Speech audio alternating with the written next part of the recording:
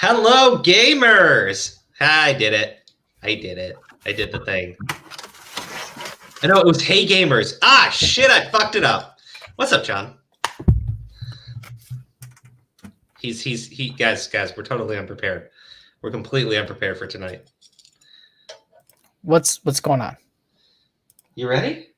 Yeah. Sorry, I didn't hear you for a moment. Sound went for a moment, but it should be good now. I was doing the Hey Gamers thing, you know? Oh, that thing. Yeah, that thing that all the fake YouTubers do. Oh, okay. Yes. All right, everybody, look at this. New lighting setup. Oh, new lighting setup. It's perfect. Boom. Now you are well lit, Crow.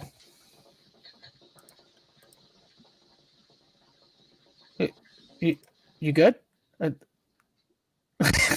It's a big drag there you took. Oh, yeah. I mean, I want to get started out tonight on a good note. So we have a very fun show today for everybody. We're going to be talking all about the Onision documentary finale, right? Thank God it's over, okay? But episode 3 is perhaps the biggest fucking turd they could have dropped on people, right? I remember I went on Edwin's stream at something like 4 in the morning, maybe like 2 or 3 in the morning, right? And he asked me what I thought of the documentary. I said, well, this was like, I think around the time episode 1 had dropped. Maybe it was after episode 2.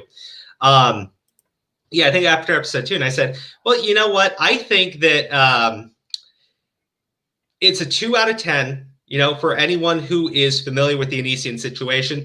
6 out of 10 if you have no clue what's going on, right?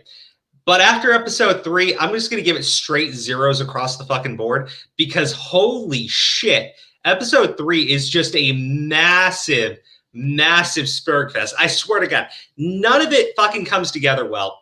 They dedicate segments to attacking YouTubers, right?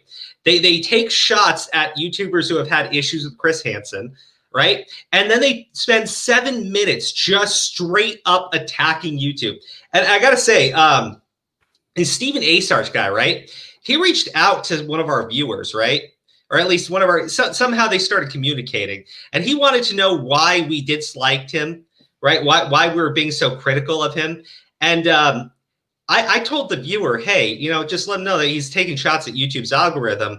And I find that like disingenuous or something, right? And he goes, I have no clue what he's talking about. And then episode 3 drops and there's 7 fucking minutes dedicated to it. The guy's such a lying shit stain. I swear to God, such a lying shit stain. Also, I got to say special shout out. Thank you so much to Latchkey Gothboy for becoming a member of the channel. You are amazing. Thank you so much. We do have the join button. It is officially live. Okay, so before we begin with the Onision stuff, I said I was going to do something special for a very dedicated idiot and creep known as Angry Slug. So let me pull this up here, okay? That might be a little bit difficult to read, but essentially Angry Slug sent out a ton of links, right, that he watched, and the links were to CP. He admitted to watching CP and giving people links to CP. Now, I'm not going to share the fucking links because and this absolute fucking moron is going to turn around and say, you have no evidence. Blah, blah, blah, blah. I have him admitting to doing it. I'm not going to show the fucking links, man. I'm not. And Turtle, right? Turtle actually said that she was calling the fucking cops on this guy. So congrats to Turtle for doing the world a fucking favor.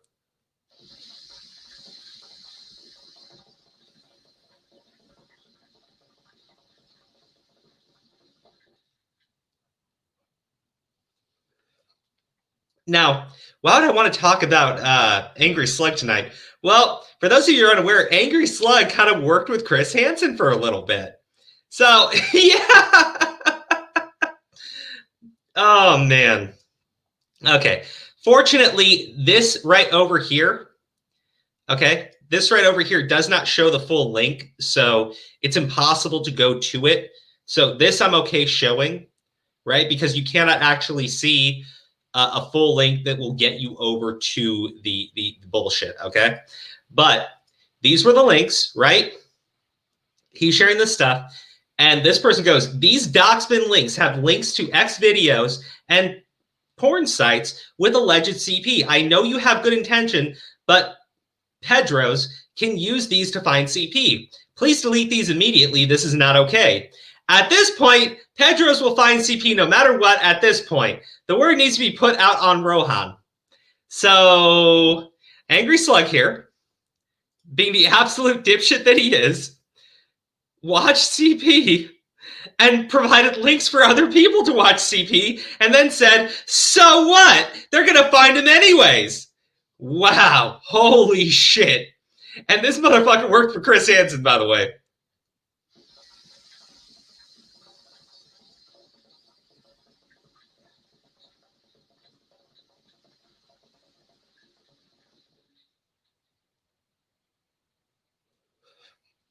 And now you see why I'm taking such deep drags tonight. Because holy shit, this guy's a fucking moron. Now, this is he's been accusing our friend Steve DeLive of going through and having folders, right, of CP on it, right, and there weren't any. But to prove that he did, he actually on stream, on fucking YouTube stream, opened up something that he claimed was CP. Okay. And let me just make sure I got this ready, because this is in a DM and I don't want to show you guys all of the things that I get up to, right? This is Angry Slug's fucking channel, where he's opening up a folder or something that he is telling everybody has CP in it, right, on YouTube. I want you to understand the absolute brain-dead dipshittery that needs to go on in this, right? The absolute brain-dead dipshittery, okay? But he's continuing. Now, what's my issue with Angry Slug? Well, he called up the family members, right? Or over social media, I guess, sent messages, right? Stating that my friend, Steve DeLive, was looking at CP and was in possession of it and was sharing it with people. Meanwhile, this idiot opens up on stream what he is claiming to be CP. Meanwhile, this idiot recently on Twitter was sharing links to the shit and had actually watched it and then said, so what? They're going to find it anyways. Oh my God. Oh my God. Hey, Turtle, I want to say thank you so much, because Turtle actually went through the effort of contacting law enforcement on this absolute brain-dead reject. And afterwards, he wiped his Discord server, deleted that account, and made a new Twitter account, because that is the sluggy-wuggy way of doing things.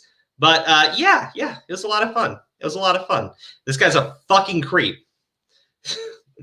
Arc10, hey, thank you so much for showing up tonight. So, now that we've got that out of the way, if you want to see someone who's an absolute creeper, Angry Slug, Angry fucking Slug. So we're going to have some fun tonight. But I want to highlight something that was actually sent by Diorio. He was replying to me on Twitter over some stuff about Edwin, but he wanted to show this image, which is a DM with Steven Asarch. And I don't know if this was him or if it was someone else, right? But they go like, I'm going to need a comment about what? Blurring the girls' faces, using them in the doc, and having Shiloh read it. Things Edwin was told would not be included. None of my decision or doing. I'm personally not a fan of how it was covered. Does anyone believe that? Does anyone at all actually believe that's true? I'm genuinely curious, right? Does anyone believe that is true? Because I got to highlight this really quick, because this was also sent in that same thread. Executive producer Steven Asarch. He has no control over this, guys. None at all.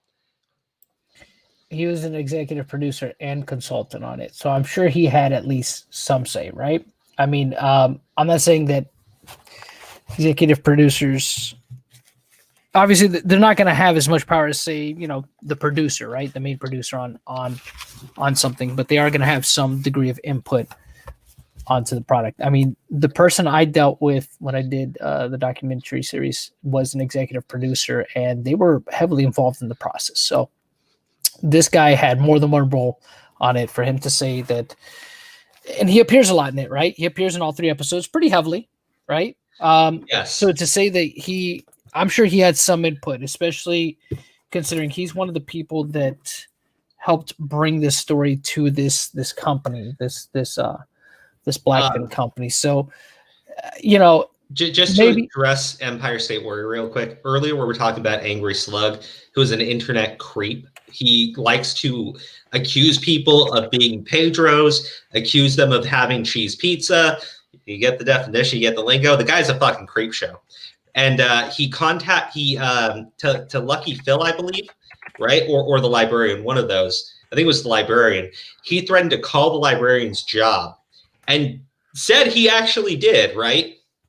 That he was actually threatening to call this person's job and accuse them of possessing CP, right?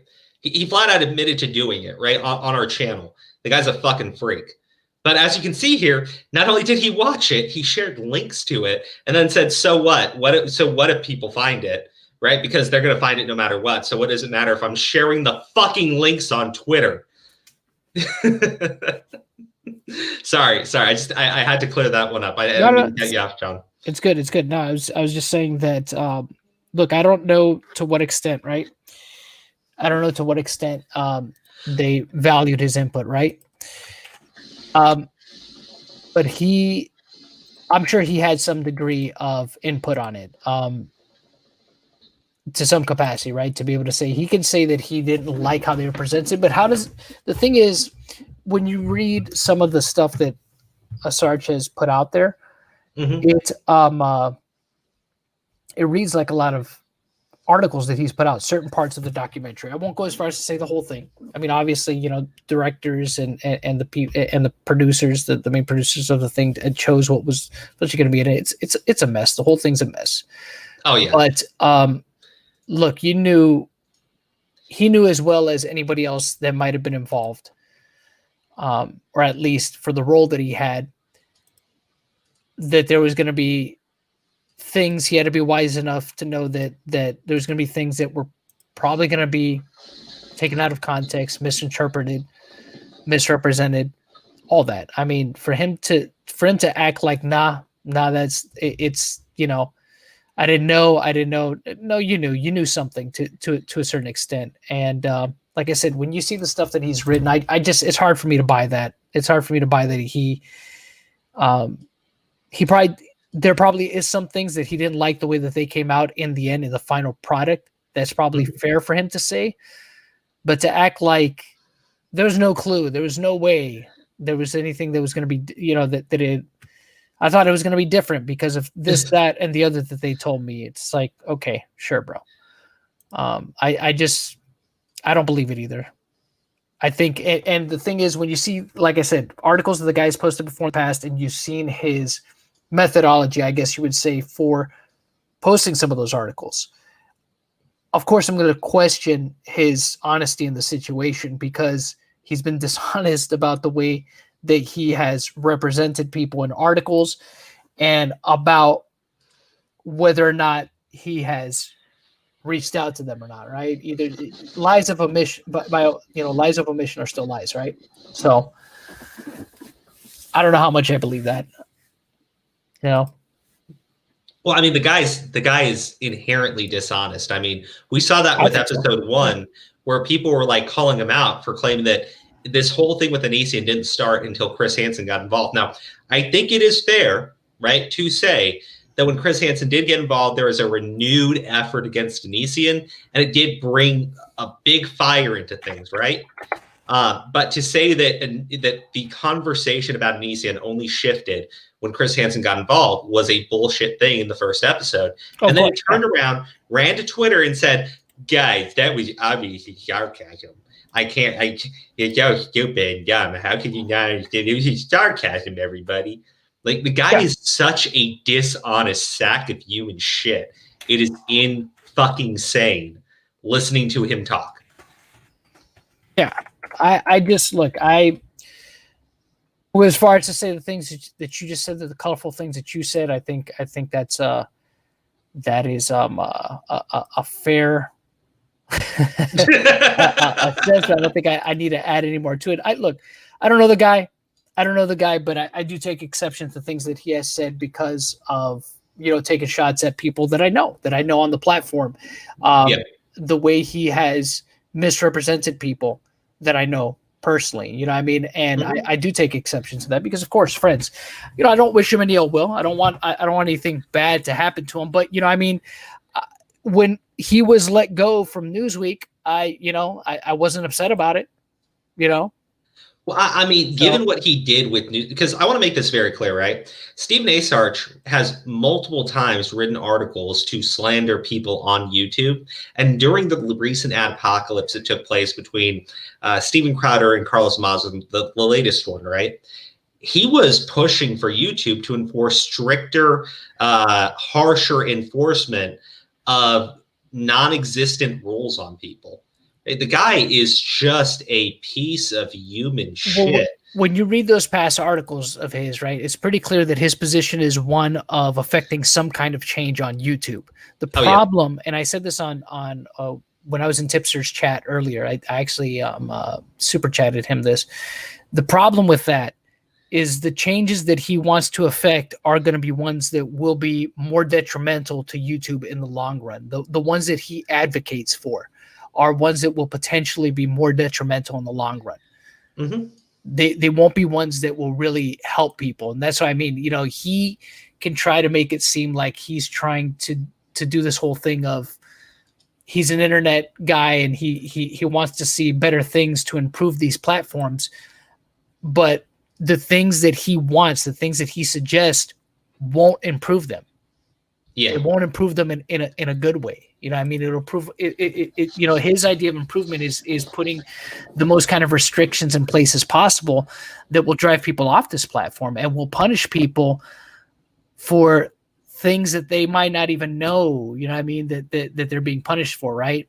By implementing these kind of, restrictive rule changes. And it's just like, I don't, he might think that it's with good intentions, but it's not, and it's not. Well, yeah, I mean, but that's the thing about this guy, right? If he was honest about what he was actually trying to do, okay, I would probably have less criticism for him. But the fact of the matter is, he absolutely lies through his crooked fucking teeth every single time. And and I don't know what you do about someone like that, because it's pretty clear he will not be honest with people about what he actually wants done. But, at the end of the day, what he is seeking to do is affect change on the platform in a very negative way. Well, and it's a platform that he himself is not really actively a part of. I mean, maybe he has a YouTube channel, but I wouldn't consider him a YouTuber, right? He's not looking out for the best interests of the community. I mean, and make no mistake, he makes it seem like he might be, but he does not care about what happens on this platform or what happens to people that create content on this platform. Not really. He'll make it seem like he does, right? Yeah. But I don't think that he really does care. I mean, to him, it's just another story, and it's just another way for him to advocate his own agenda. Yeah. He's not a journalist. He's an activist. That's the way I see him. He's an activist. And if you read his past works, you can see that. You could see that in his writing, Mm-hmm.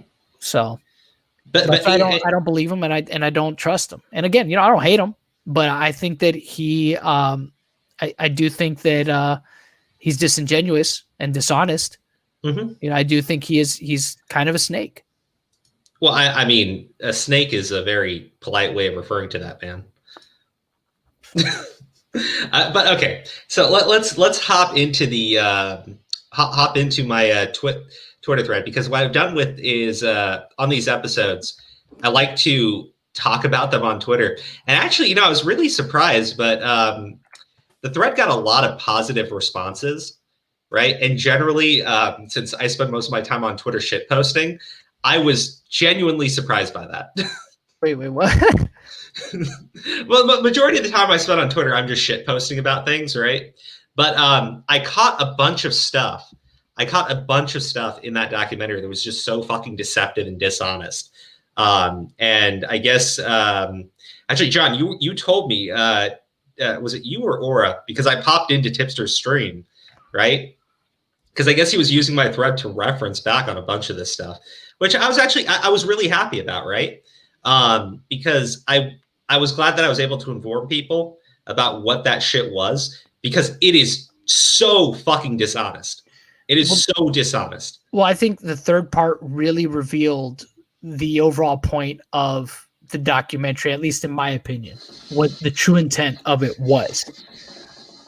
And it's not justice for the victims. I'm sorry, but it's not. I mean, they could try to portray it as something that, oh, we're just trying to bring awareness of this. To me, it seems like it's just to portray YouTubers in a negative light and try to affect changes on this platform that will not help the community, that will once again restrict the community and disincentivize people from being on this platform, honestly speaking. No, that's what I took. I completely agree with you. Now, I want to just talk about the super chat, and thank you, YouTube Big Great again, for the super chat.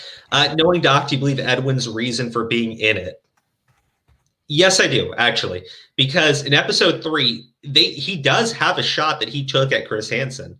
Now, I still think that, he probably thought it would be a good idea just for, his own platform to be involved in it, right? And look, I still think it's a mistake to do it, but is it like a game ender? Does it make me think that the guy is like using the victims or exploiting anybody? I mean, I guess you can make the argument, but for me, I don't see that, right? What I do see is someone who made a massive, massive mistake. Okay. The way I see it is with his part, and this is just from an objective viewpoint. I think I maybe seen one of Edwin's videos in passing. I'm not too familiar with his stuff. But so I don't know about him too much, but looking at it as, somewhat objectively, if I came across this documentary and I didn't know anything about Onision or this drama behind him, and I watched it, obviously the person that I'm probably going to be more familiar with or most familiar with in this entire documentary is going to be Chris Hansen, just because Chris Hansen has kind of gone that extra step and has become a figure in pop culture to a degree. To what degree, that can be argued, maybe not to a very large degree, but to a certain degree. If you know internet culture and at least about news media, you've probably at the very least heard of Chris Hansen, and you know what Chris Hansen does. Oh, that's that guy that he hunts down the Pedros, right? He's the guy that hunts down all those child enthusiasts, right? That's that guy, right? They at least can associate his name to that. That's something that they hear his name, they might ask, oh, is it that guy? And they'll probably be right about it, based on the past. So me coming across it as a layman that's never heard of Onision, I'm like, oh, okay, that's that news reporter guy that catches all those bad guys, and you hear him talk about what he's doing. And then that scene with Edwin, and this specifically, I'm specifically referencing that scene with Edwin where Edwin says, in my opinion, I think he exploits people. I was surprised that they actually left that in. I was like, oh, wow, they actually left in a criticism of Chris Hansen. It's not like a super harsh one, but it's okay. They left in a criticism of Chris Hansen. What really surprised me, though, was that they let Chris Hansen rebuttal the criticism. And to me, again, looking at it as a person just coming across it, yes, it looked petty for him to respond that way. It came off as kind of unprofessional, but at the same time, I don't know who this Edwin guy is, right? I'm looking at it as Joe Schmo, who just picked up Discovery Plus and is watching it. And I hear him say, well, you're not doing anything different from me. You're kind of doing the same thing, but you're doing it on YouTube. You know what I mean? So you need to take a look in the mirror. I'm going to look at that and say, well, I mean, Chris Hansen's not wrong. You know what I mean? He's not wrong if you're looking at it objectively. He's kind of making a valid point. Well, I mean, like, again, I've said from the start, I've never agreed with the criticism that Chris Hansen's making money off of this stuff, only because, to be fair, a lot of people have made money off the Onision situation. Right? Of course. But I am 100% agreement with you. If you're going to leave criticism in for the guy, let it stand, okay? Right? But they derailed their episode by going into this whole thing attacking YouTubers, right? I was just like, there's no need for that, right? And the thing is, to everyone's credit who's covered the situation, to my knowledge anyways, I am not aware of, and look, I've had criticism for Edwin, for Repzion, who were, they highlight their channels, right? I am not aware of any individual on YouTube who has been contacted by any of these victims and told, I don't want you covering my story. I want you to take this stuff down, right? I don't support this, or have asked them to stop covering it, and they continue to do so, right? I'm not aware of anyone, right? Perhaps Shiloh, but Shiloh's a disingenuous cunt, so I'm going to let that one stand. But I want to talk more about the shots that they took there when we get to that part of the thread. Well, let me highlight this super chat really quick, though. Yeah, go ahead. Get the super chats in. Turtle, I just want to say I have been really enjoying the content. Thank you so much, Turtle. And I really enjoy the fact that you've been watching. I have also been hearing good things from people who are viewers of Augie for your fair takes. GG, homie, keep it up. Well, you know what? I have to say, I thought the shots that they took at Augie were just, oh my God. I want to get into that. I want to get into that point, but. And then Empire State Warrior, yo, for you guys, love your channel, keep growing. Thank you. Just a quick aside here, and again, like I said, look, I kind of feel, for Edward, I kind of feel bad because they kind of screwed him, because the thing is, they let him say his piece, but they kind of, I do and I don't, because here's the thing, and the reason I say that, and again, I don't know Edwin, this is not anything personal. I do and I don't because they obviously. They probably did tell him one thing, right? They probably did sell him on a bill of goods. Yeah, we'll let you say your piece. He probably had no idea that they were going to, like you had said earlier in one of your tweets, that they were going to throw it back in his face. He probably didn't know that. But here's the thing, though. That's when you do these things, right? When you do these documentaries or interviews, not even a documentary, but interviews, period. Mm-hmm. Once you sign a release form, they're going to use whatever they need to use to push whatever narrative that they want to push. Well, you don't get to control what happens in post-production. Well, no amount of vetting, no matter what anybody says, no amount of vetting will ever be able to prepare you for what they will do in post-production. You know what I mean? Because that is going to be completely up to them. They may use what you said in context. They may not use what you said in context. They may not even use anything you said at all. When you agree to sit down with them, these are all the risks that you take, okay? You're never going to be in control of how they represent you once you sign that release form. You're just not. Yeah. And that's, you can say all you want. You vetted it beforehand. None of that matters. None of that will matter. What matters is what you signed, and that's that release form that says that they can use it however they see fit, or not use any of it if they see fit, So, I mean, in a sense, it's kind of sucks because the dude got to say his piece, and, and I'm sure he had more to say than that. It's obvious that they edited, but at least he got to say something that was critical of Hansen, but then it was it completely backfired. Right? Yeah, no, it was disgusting. It was absolutely disgusting. And I'll talk more about why it was so disgusting here in just a little bit, because let's start going through the thread. But I want to just address one thing really quick, because there's somebody who was like all tweaking out and like, I guess is saving all of my messages, which is cute and adorable. And I'm so glad that I have rent-free living, even though I have this beautiful house. It's great that I also have a free stay at in someone's headspace. But They said I was joining the Edwin hate train, and I gotta say, like, when I first found out he was in the documentary, look, you can criticize me for it all you want. I titled the stream "Homeboy Got Paid." I just thought it was a funny title. I heard somebody else say it. And even in that stream, I was mostly critical of Shiloh, but my criticism for Edwin still stands, right? I don't think he should have ever done it, okay? I think that it was a big mistake, okay? And I think that Edwin needs to treat it as a learning experience. Look, it's okay to make a mistake. It's okay to make a mistake. You just have to own it and do better the next time. Now, if he continues to do stupid shit like that, then you know what? Done with him, right? But as far as like this goes, right? I think it's like you said, they sold him a bill of goods. He was stupid. He got into bed with some terrible fucking people. Okay. And Rev, I see in the chat, I respect your opinion, buddy.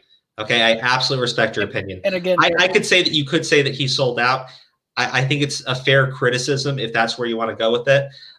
It's just from where I am, I know that there have been people that have said flat out he was lied to get him into that documentary, right? In terms of how they were going to treat the situation with the victims and everything. But whether he was lied to or not, I think what part 3, the good thing about part 3, at least in a sense for him, is that he, you know, however he feels about it, right, is that it'll be a learning experience. Now he sees firsthand exactly why other people were apprehensive about being in it, right? At least to some degree. I don't know how he feels about it. I can't speak for the guy. I don't know him, but I would hope that at the very least he could see firsthand, given how they twisted that whole situation in part 3, right? Yeah. Yeah. Well, oh, yeah, dude. That should be a prime example to anyone, right? Right there, why they shouldn't have been a part of it. And probably to me, that should, for all the people that declined to be in it, right? This kind of validates them. This validates them. It's just like, I don't trust them, so I don't want to be a part of it because I don't trust them. Bro, I'll even go a step further. It validates Onision too. Onision's argument as well of not being in it. I mean, it does. To a certain extent. Yeah. Onision, it doesn't take much for him to look bad. He makes himself look bad, but it validates his claim to not why he didn't want to be in it, right? For the most part. I mean, he obviously also wanted to be sufficiently compensated, but he knew that they were going to twist stuff, and they did. And they absolutely did.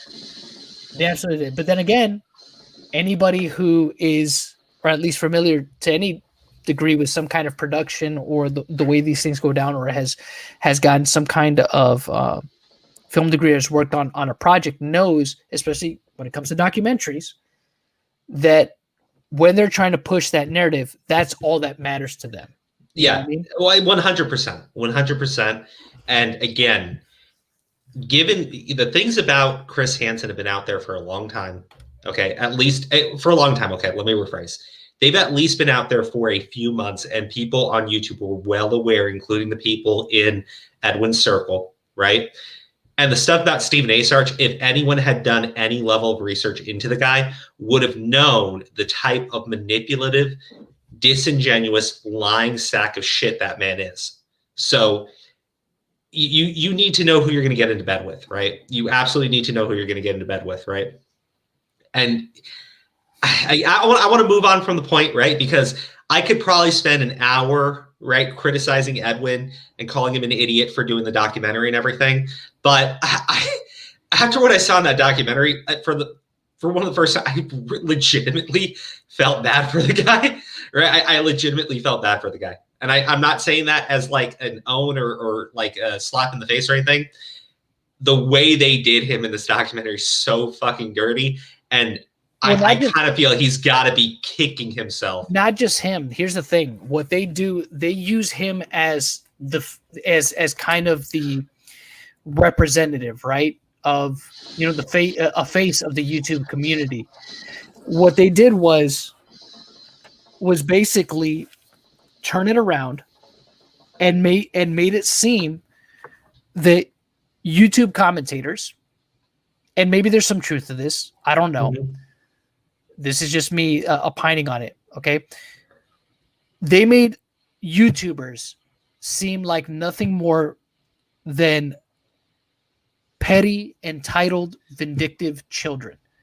That's the way they represented them in this. You know what I mean? Yeah. When it came down to it, they just put a face on it with Edwin. You know what I mean? Again, I'm not saying that he chose that. That's the way they chose to portray YouTubers, as far as I'm concerned. You know no. I am all there with you. Now, I want to talk about this guy here because he comes up a lot in the documentary. Ed Troyer, the sheriff, right? If we want to talk about people that are disingenuous and lying, manipulative sacks of shit, right? It's this fish-eyed fucking baboon on the screen. Okay. He talks constantly about how there's these serious investigations into Onision. Let's be very clear, right? If you are seriously investigating someone as a law enforcement official, which unfortunately Ed Troyer is, it behooves you not to go onto fucking live streams and can constantly discuss elements of the case with people. Constantly. Tell everybody what's going on. Okay? Well, there's new information, and we've been discussing, we've been investigating this, and every day it's just this difficult tangled web to unravel. Look, I'm so sorry, but as of right now, this is an objectively true statement. Okay? Onision is a massive fucking creep. Onision, to me, is a predator. However, well, to me, in my opinion, I think that he does prey on weak and vulnerable women. Okay? I do feel that is true. Right? But has he done anything illegal? No. Unfortunately, no. The guy will study the fucking law and absolutely toe the line of the law. And they actually admit that in this documentary at the end of it, right? So for this fucking moron to constantly be involved in all this shit, for him, we want to talk about like people who do shit for clout and everything. This man does this shit for clout. He does it all for his own reputation. When in reality, he's just a fucking clown. He is an absolute fucking clown. And they're playing like audio from like phone calls reporting Onision. I'm sitting there going like, how does this prove anything? How does this prove anything? You're releasing phone calls of people who watched his videos, contacting the cops and going, I would like a wellness check done. This person is being very bad on the YouTubes. I'm like, oh my fucking God. You're a fucking cop, right? And you're bringing up people who watched YouTube videos as like evidence of something. And I'm like, what in the absolute fuck, right? What in the absolute fuck is the point of any of this? Okay. And we're going to go point by point on this one. We're going to go, he's not a clown. He's the entire circus. Well, the thing is, all the guy was there for was to essentially just kind of talking hypotheticals, right? It was just like, okay, I mean, I guess, but you know, you think you're here because you got some kind of insider information, right? Or you got some kind of update or input regarding, he said, we did start an investigation and maybe give details. That would be interesting, right? This guy's just talking in pure like, oh my gosh. Sorry. Oh, it's Steve. That's Steve live. Oh, Steve. You gotta know there, Steve. You gotta raise your volume, buddy. Yeah, raise it. I gotta raise my volume. I'm on AirPods. Hold on. Give me 1 sec. Okay, do your thing. I'm gonna jump into the next tweet in this thread. So this is the reference to the calls, and there's been accusations of grooming and pedro behavior from this man. I'm like, you're calling the cops to tell them that there's accusations, right? Like, what the fuck, dude? He has mentioned before that he would chain someone up in his basement. I'm like, I mean, if this is the standards, I could call the fucking cops right now and tell them Onision pulled a gun on people in his house, right? Because Onision does a ton of skits, right? I was like, what the fuck, man? You guys are at the part where they're just listening to the calls that got called in. Yes. It looks like he's losing his mind. I'm afraid he's a danger to himself and someone else. I'm like, oh yeah, Yeah, no, see, those were the most stupid calls because it's just people saying calls about his videos. Like, and are you kidding me? Like, what if they did that about movies, like on TV? well, Hey, it I added just seen nothing to Mel the Gibson acting documentary. crazy in Yeah. Passion of the Christ. I think you should go and check on him. Yeah, it added nothing to the documentary. I felt too. I'm just like, okay, these are just people that are obviously. I mean, they're not. They're obviously detractors of his, right? And it's just like they're just. This doesn't add anything. Like this adds nothing. This is purely for. Oh well, this is just people showing their concerns. Okay, but yeah. what's the of course, yeah, there's always going to be people that do stuff like this. Why are you highlighting this? Why aren't you focusing on stuff that will help drive home the point of whatever it is? The point is of this documentary, right? Mhm. Which Chris is just Hansen kind of doesn't all care over. about that stuff. Chris Hansen just wants like dramatic clips and recordings to play over. That's why he was like, when we got this whole stack of files, basically on meaningless police reports about Leafy is here videos and all these other random shit, we really hit home. Like Chris Hansen's the fucking grifter, dude. Oh my god. Well, we got this stack of files. Can I you need to have imagine somebody calling the cops on iDubbbz videos and saying, this man is impersonating an officer? Yep. I want to get iDubbbz for hate speech. Can we do that? Well, hate speech is only a thing in Canada. Well, because I couldn't do anything with these files, I decided to make a paper fort out of them. That would probably be the better use of them than what they use them for in this documentary. Dude, I swear, man, I was watching your video on this stuff, dude, and I was like, it's so fucking stupid. Well, It's so fucking stupid. Everything here is so fucking stupid. Turtle sent us a super chat to say, Steve! Yeah, there was a lot of stuff that I been a hot felt that minute. they used in more, especially in this part, and maybe it's just me, but at least in this part, I felt there was stuff that they used out of context way more than in previous parts. Like when you look at, there was a part where they used what they called an actual tweet, which we already know that a lot of the actual tweets weren't actually the tweet in full context, but one of the actual tweets they used was somebody saying, why did you only offer to hug me?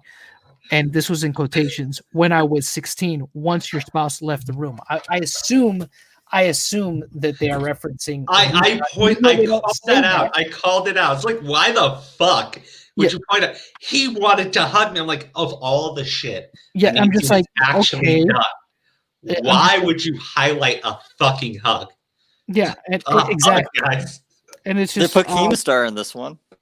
Yeah, I got that one. We'll get to it. It's a little bit deeper in the thread because I got so much shit I want to say when we get there. But real quick, within like 3 minutes, they go right back to showing images of these girls who said they did not want to be involved in the documentary.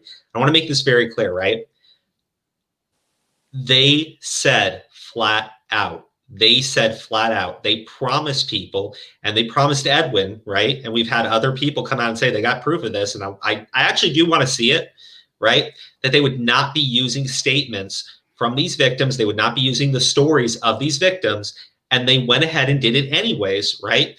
Because later on, when Chris Hansen talks about how these other YouTubers have exploited the situation, I cannot find anything more exploitative than lying to people, right? Especially from someone who's accused people of re-victimizing, right?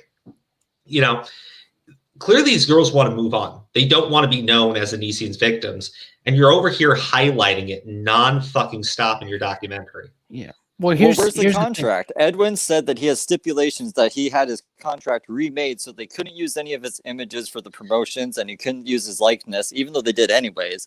Why couldn't he have put in that, like, they will not use victim stories that they don't want put out there? Then he could say, look, it's in the contract. You could get some you could start a GoFundMe to get the funds. All the victims could have people donate to that. And then they could actually hold the documentary responsible. But he's not going to do that. Because that's Ed. Well, look, I honestly, I don't think that there was anything put into a contract. No, I think it was more like an email back and forth or a statement made where they said, look, we're only going to be talking about the statements from these victims who have come forward And the thing is, some of them did come forward and then later backed out and refused to do another interview. Well, that's Well, right. I have Edwin saying himself that he's got the contract reinstated, so they couldn't use the likeness of him. But when he didn't care about the victims, then apparently, like, if he's using that as a reason, if he's using that as an excuse, that's the reason why I got to talk shit about Hansen. They told me that they weren't going to use any victims, and then he lectured Repzilla about it too. He was like, "Repzilla, you can't go on here. In the contract, it says that they could use your likeness to do whatever they want. They could make you say whatever you want." And Repzilla was like, "Yeah, and they're not going to pay me." It's like, are you okay with not getting paid, homeboy? Like, he's a snake. I don't like it.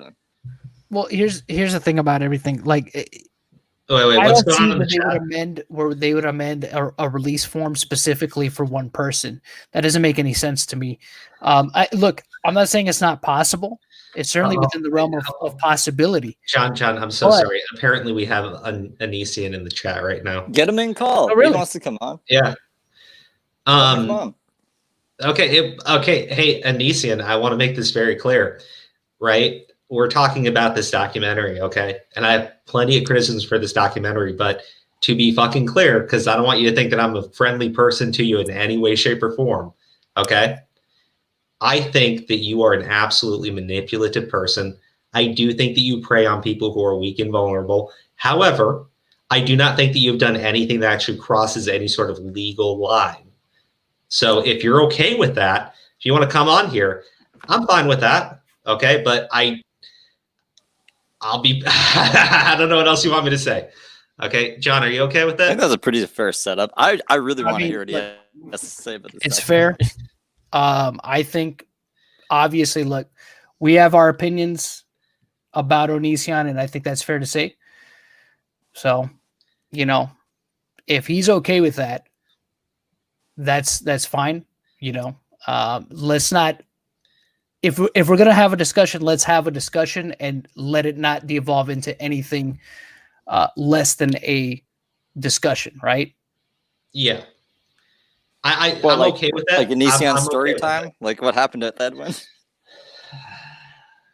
Well, just have a discussion. That's what I'm saying. If it's gonna be a discussion, let it be a civil discussion. That's all I'm saying. Steve, do you have your Discord info, or are you not able to do that right now? Yeah, it's just it should be Steve Alive, and then the number should just be 0420. 0420? Yep.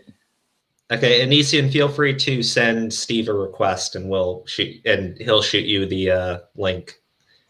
But don't cross the line. We're talking about the documentary. Don't cross the fucking line.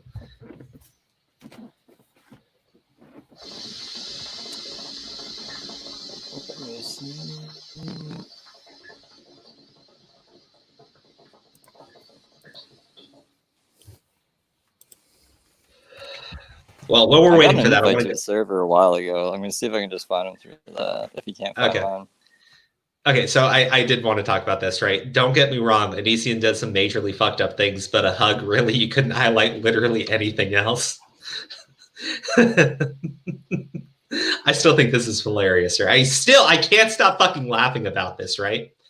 I cannot stop fucking laughing about this one. Why the fuck would you highlight a hug? Here's right? the things. Here's the thing, right? Yeah. Like, one of the things that I thought was that I don't think that they needed to do was the way that they amended some of the tweets, right? To make it seem like people were saying things that they weren't saying. Because look, if you didn't like, all right, you see a tweet, you see, all right, I like part of what this person is saying to push this narrative.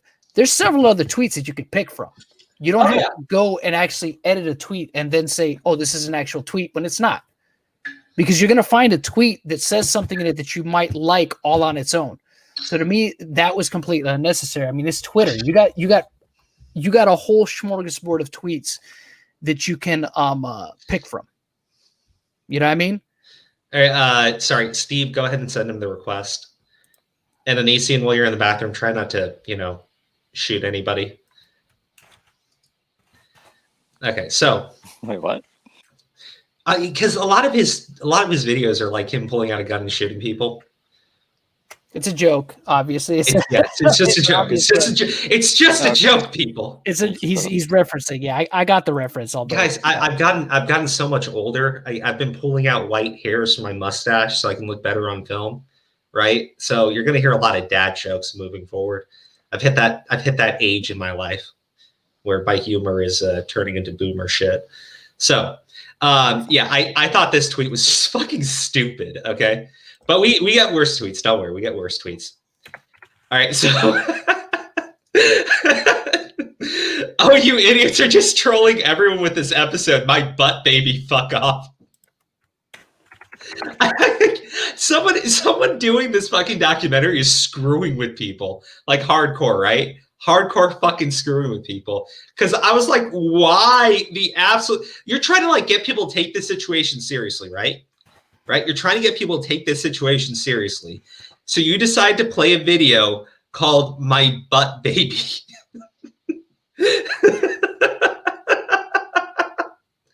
And I like this too, right? Well, you all totally proved Onision is the abuser by playing a video called My Butt Baby, where Onision gets smacked with a stick and shot several times by Shiloh. Someone in post is straight up screwing with Hansen and Asarch, and I love it. Because, like, dude, I this is what I'm talking about, right? Episode 3 just goes totally off the fucking rails, okay? It doesn't prove any of the shit that they set out to prove, okay? And I thought, like, honestly, episode 2 is probably a stronger case. But even that, you know, I got to take major points away from it only because those girls want to move on. They don't want to be involved. They don't want their stories out there. And yeah, no, yeah, Colton, feel free to send it. I'll read it. If only we could go back. So I was like, if only we could go back in time and warn Edwin to just say no. Because, like, dude. Well, again, look, I said that, and someone said, like, that was me taking, like, a shot at Edwin or, like, join the Edwin hate train. I was like, no, my criticism of Edwin is just more, like, less hate and more, like, oof. Big fucking oofs. Okay, so Onision's now in the call. So let's... I will, John, I saw what you put in the private chat, and I'm going to honor it. Hello, can you hear us? Can you hear me? Yes, we can hear you. Oh, that's cool. Okay. That's cool. This is a nifty setup. You've never used That's StreamYard nice, right? before? Well, I don't stream anymore since I got banned from Twitch. Yo, fuck Well, Twitch. Why did they ban you? Sorry, I did stream on Onision Speaks just to shit on the documentary. I was shitting on the documentary. I was actually just asking people for 2.5 hours, what am I guilty of? Do you guys have an answer to that question? You're guilty of being famous on the internet and, you know, Well, okay, not look, being nice to women. Onision, let me be very clear here, right? Tell me how I wasn't nice to women. I don't know. You got a lot of women mad at you. No? I know, but what did I, no one's like, you have people going on there and they're like, I am traumatized because of what he did. And it's like, okay, what'd he do? You I'm didn't give him a traumatized. hug. Apparently, I did give someone a hug. Apparently, that was a really bad thing, giving that person a hug. Okay, Should've so not hug them. all right, I'll try to, you know, be serious about it, right? Although I'm smoking some hookah here, so forgive me if I'm a little hookah baked. But let me be as clear as I can, right? I don't think that You don't like me. I don't. Well, no, I don't like you at all. But just so I because can, how could just you so, li- hey, let me speak. How could you like me with all the things Can that I- you've seen? Can I talk on my own People say. channel? I was No. going to say something positive about you. Onision is a controlling manipulator. You cannot talk on your own channel. I don't think that you have done anything that crosses the line of criminality, or at least there's no evidence of you doing so. Okay. Right. Just- so what did just set I, the rules. what did I actually do though? That's the question. Because like Well, can't. I think it is documentary. incredibly creepy. Okay. I think it's incredibly creepy for you to go to a state where age of consent is 17 to hook up with someone who at that age. When you are What's the 27. age? What's the age of consent in my state? I don't care, sir. It's 16. Lovely. So what I'm saying. do So what not- I'm saying is when you go to another state that has an even higher age of consent, it kind of like doesn't really mesh well with your point because you kind of frame that like, oh, you went to a state because the age of consent was that way. But as I understand, if your state is 18 and you go to a state that's 17, you're still from an 18 state, and that would be illegal, as I understand. So, well, okay, so let me point to a situation with somebody that I know and no longer associate with at all, right? They specifically choose to hook up with people that are just at age of consent, right? Because they get turned on by it. What? Tell me the pattern. What is? Just real quick. Hold on. I'm talking about what you're talking about. So, what's the pattern? You said they only hook up with people. So like, I think your pattern is to hook up with women that you find emotionally vulnerable. No, the person you're talking about. Who? Oh, for my person? Yeah, no, who is this person, by the way? This is someone that I do not associate with at all. Someone I knew from high school, right? Oh, okay. And they're constantly, posting about their girlfriends being like 18 and shit. How old are they? Huh? How old's the guy? 32 now. Yeah, no, I'm not okay with that, right? Like, and that's just for me, right? Okay. Because it's clear to me the reason why he does that, okay, and he's been very honest about it, is because they're young, they're stupid, they're easy to lie to, they're easy to manipulate, and they don't question him on anything, right? To me, I find that very manipulative, okay? And when I've seen, or at least what I have seen, and you can go ahead and say that this is false, is perfectly fine, your relationships with these girls, right, tends to cross into that level for me. I do think that you seek out women who are emotionally weak, and it tends to be women who are younger. Do I think that would stop? Stop. Just one thing. Do I think that would stop you from hooking up with someone who is at your age or older? No. I think for you, you need somebody who is weaker than you mentally. Huh. That's an interesting therapy-based theory, like a psychologist type of thing. I'm not a psychologist. Don't worry. No, I'm just. I'm married to a psych major, so that helps. But as far as you need to be smarter than the person you're married to. I'm married to a psych major who has a better degree than I do. I don't have a degree, actually. I have a diploma from high school. So are you? Well, no. Hold on. Because you left Sky when you were being book smart, right? For a 17-year-old. Sorry, being book smart doesn't mean shit. Okay, being book smart to me doesn't mean shit because I've met a psych major does mean something. I doesn't mean anything to me because I've met some highly educated idiots in my life. Okay, I think that you're a very clever person, right? I absolutely do. I think you're incredibly intelligent. And look, man, I've got a high school degree too, right?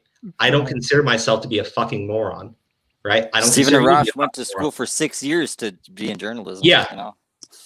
I mean, look. Did it? Oh my God! 6 years.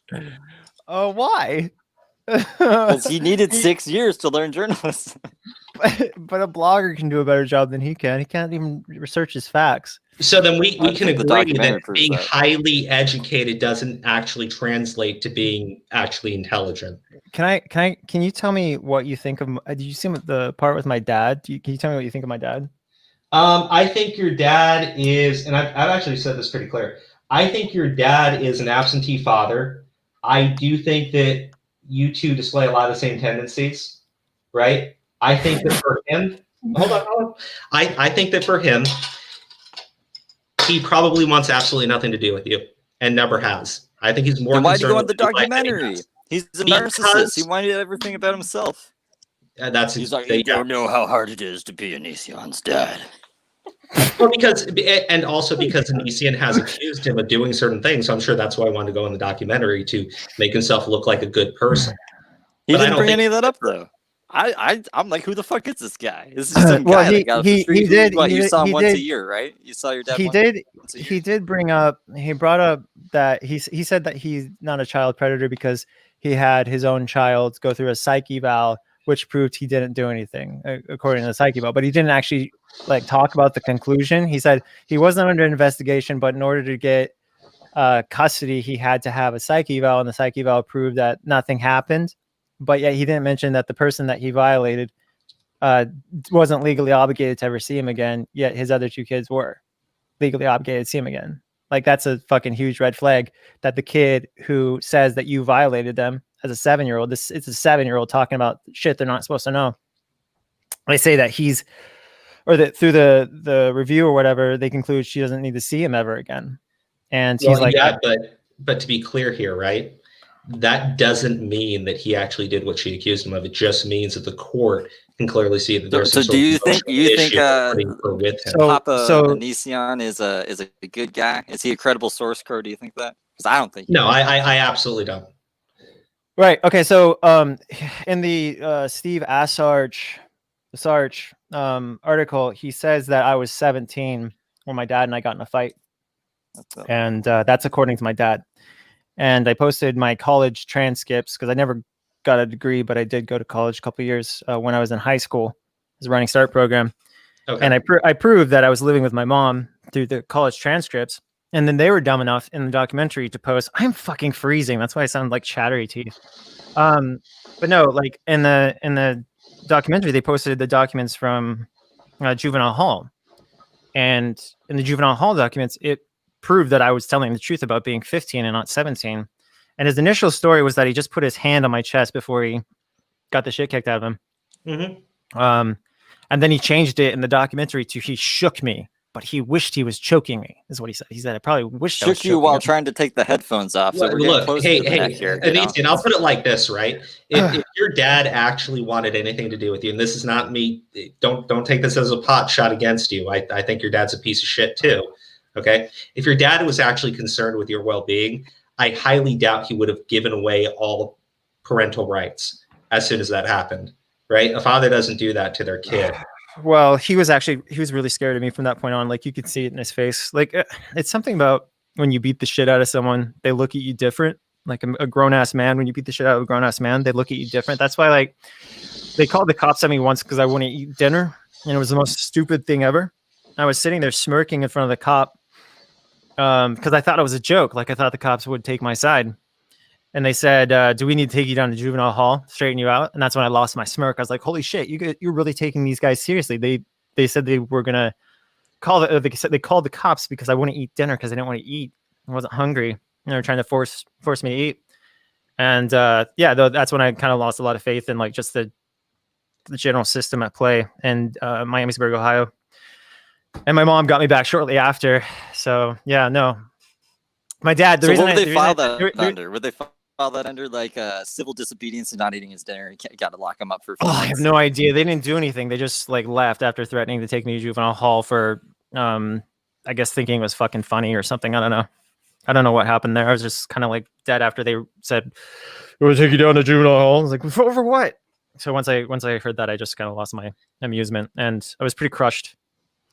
Significantly crushed, and then my mom took me back, and that's when I went back to the Running Start program and all that. Yeah, I mean, I'll put it like this, Onision. If your point of bringing up your father was that the documentary is dishonest and disingenuous, no, that wasn't it. Okay. My point was is that when it comes to my father's word versus my word, I proved with they proved with the document, and I proved with the document that first of all, Steve Asarch, I don't even know why he got fired from Newsweek, but he got fired for that. They did a good thing there because he didn't do his research, and he kept insisting that I was there when I was 17 and I wasn't. And my father was trying to say I was 17 because he didn't want to admit that he got his ass beat by maybe a 15-year-old. I don't know what his reasoning was, but it was interesting to see him lie in a documentary and nobody cared.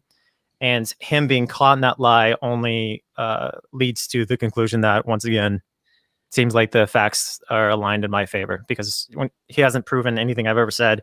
Well, okay, it's not honest, but I have. If you want to come on here and talk about how your dad's a terrible, I don't have an agenda. I saw you guys talking. Okay, so let me just be clear here. Right? I just don't want to live in an. I don't want to live in an echo chamber. That's why I'm here. I don't disagree that your father is an awful person, right? I don't. Okay. Now you asked me what I thought you were guilty of earlier. Okay. I think that you do prey on women who are emotionally weak and vulnerable.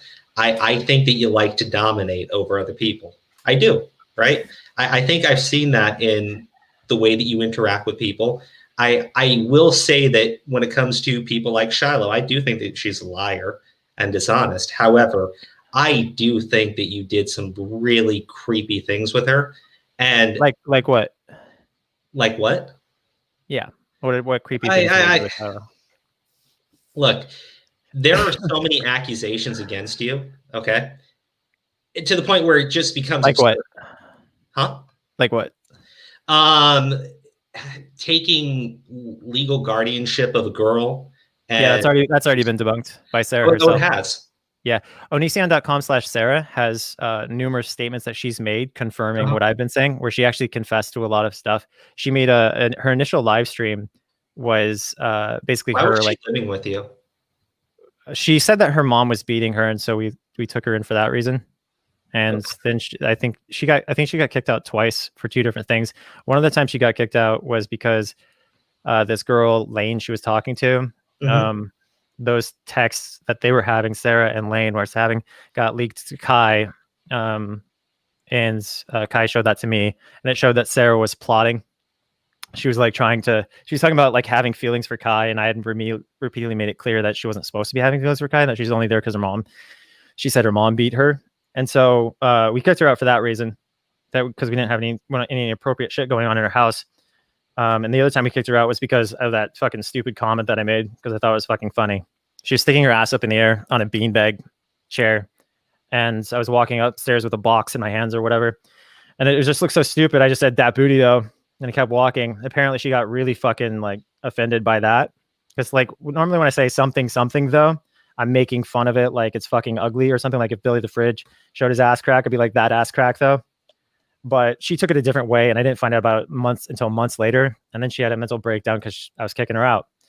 I said, "I can't have you around if you're going to be thinking shit I'm saying is inappropriate." Why do so many girls who interact with you have mental breakdowns?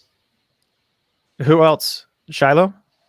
Sure, yeah, Shiloh. So that's 2 people. Who else? There's some Billy person. I don't know.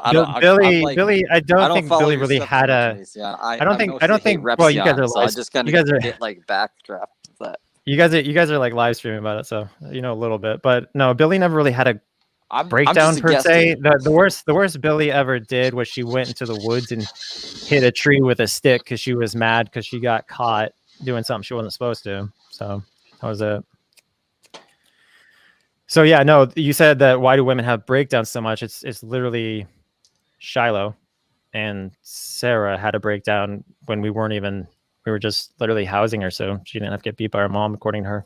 So not a lot of breakdowns. Is that why you had guardianship of him or of her? No, she like I said, it's already debunked. If you go to Onision.com/Sarah, it has the. Wait, so you didn't have guardianship of her? I didn't. No. So why was she staying with you for that amount of time when she's clearly unstable? She wasn't unstable the whole time. She was pretty stable most of the time. She was actually pretty chill. We played video games sometimes, like we most play Deadliest Warrior together. We watch anime sometimes when I wasn't working and shit. But no, like how old were you and how old was Sarah at this time? I think we have like a we're just people hanging out. So it's okay, that's fine. How old were you and how old was she? When she was 16. Oh God, what's she now? She's 20 now. I think she's 20 now. So at the time, how old were you and how old was she? 15 year difference. So she's 20. I'm 35. So that means that it was like when she was around from the safe haven from her mom. Yeah, she was that age gap, 15-year age gap. So you were roughly twice her age. Roughly. And just hanging out on the couch, watching anime, playing video games with her roughly every day. No, not roughly every day. Like once every 2 weeks, maybe. She was living in your house, right? What do you do in your house? I used to work on YouTube day and night, constantly. So she was actually mostly hanging out with Kai. Our interactions normally included me saying that she looked like Drew Carey, or me saying she reminded me of Meg Griffin, or me saying, "Hey, stupid," stuff like that. Really petty older brother kind of shit. Not like anything that really was like. It was really just this person that was around to play video games with sometimes. And actually, it's pretty interesting that you brought up Kai, because I guess there's been a few people have said, and I'm pretty sure you've debunked this on your website, right? That a lot of these girls would first interact with Kai, correct? Well, what girls? Regina and then the Sarah girl, according to what I've heard, they would interact with Kai first, and then start interacting with do you think do you actually think I've ever had a conversation with Regina? I don't know, you tell me.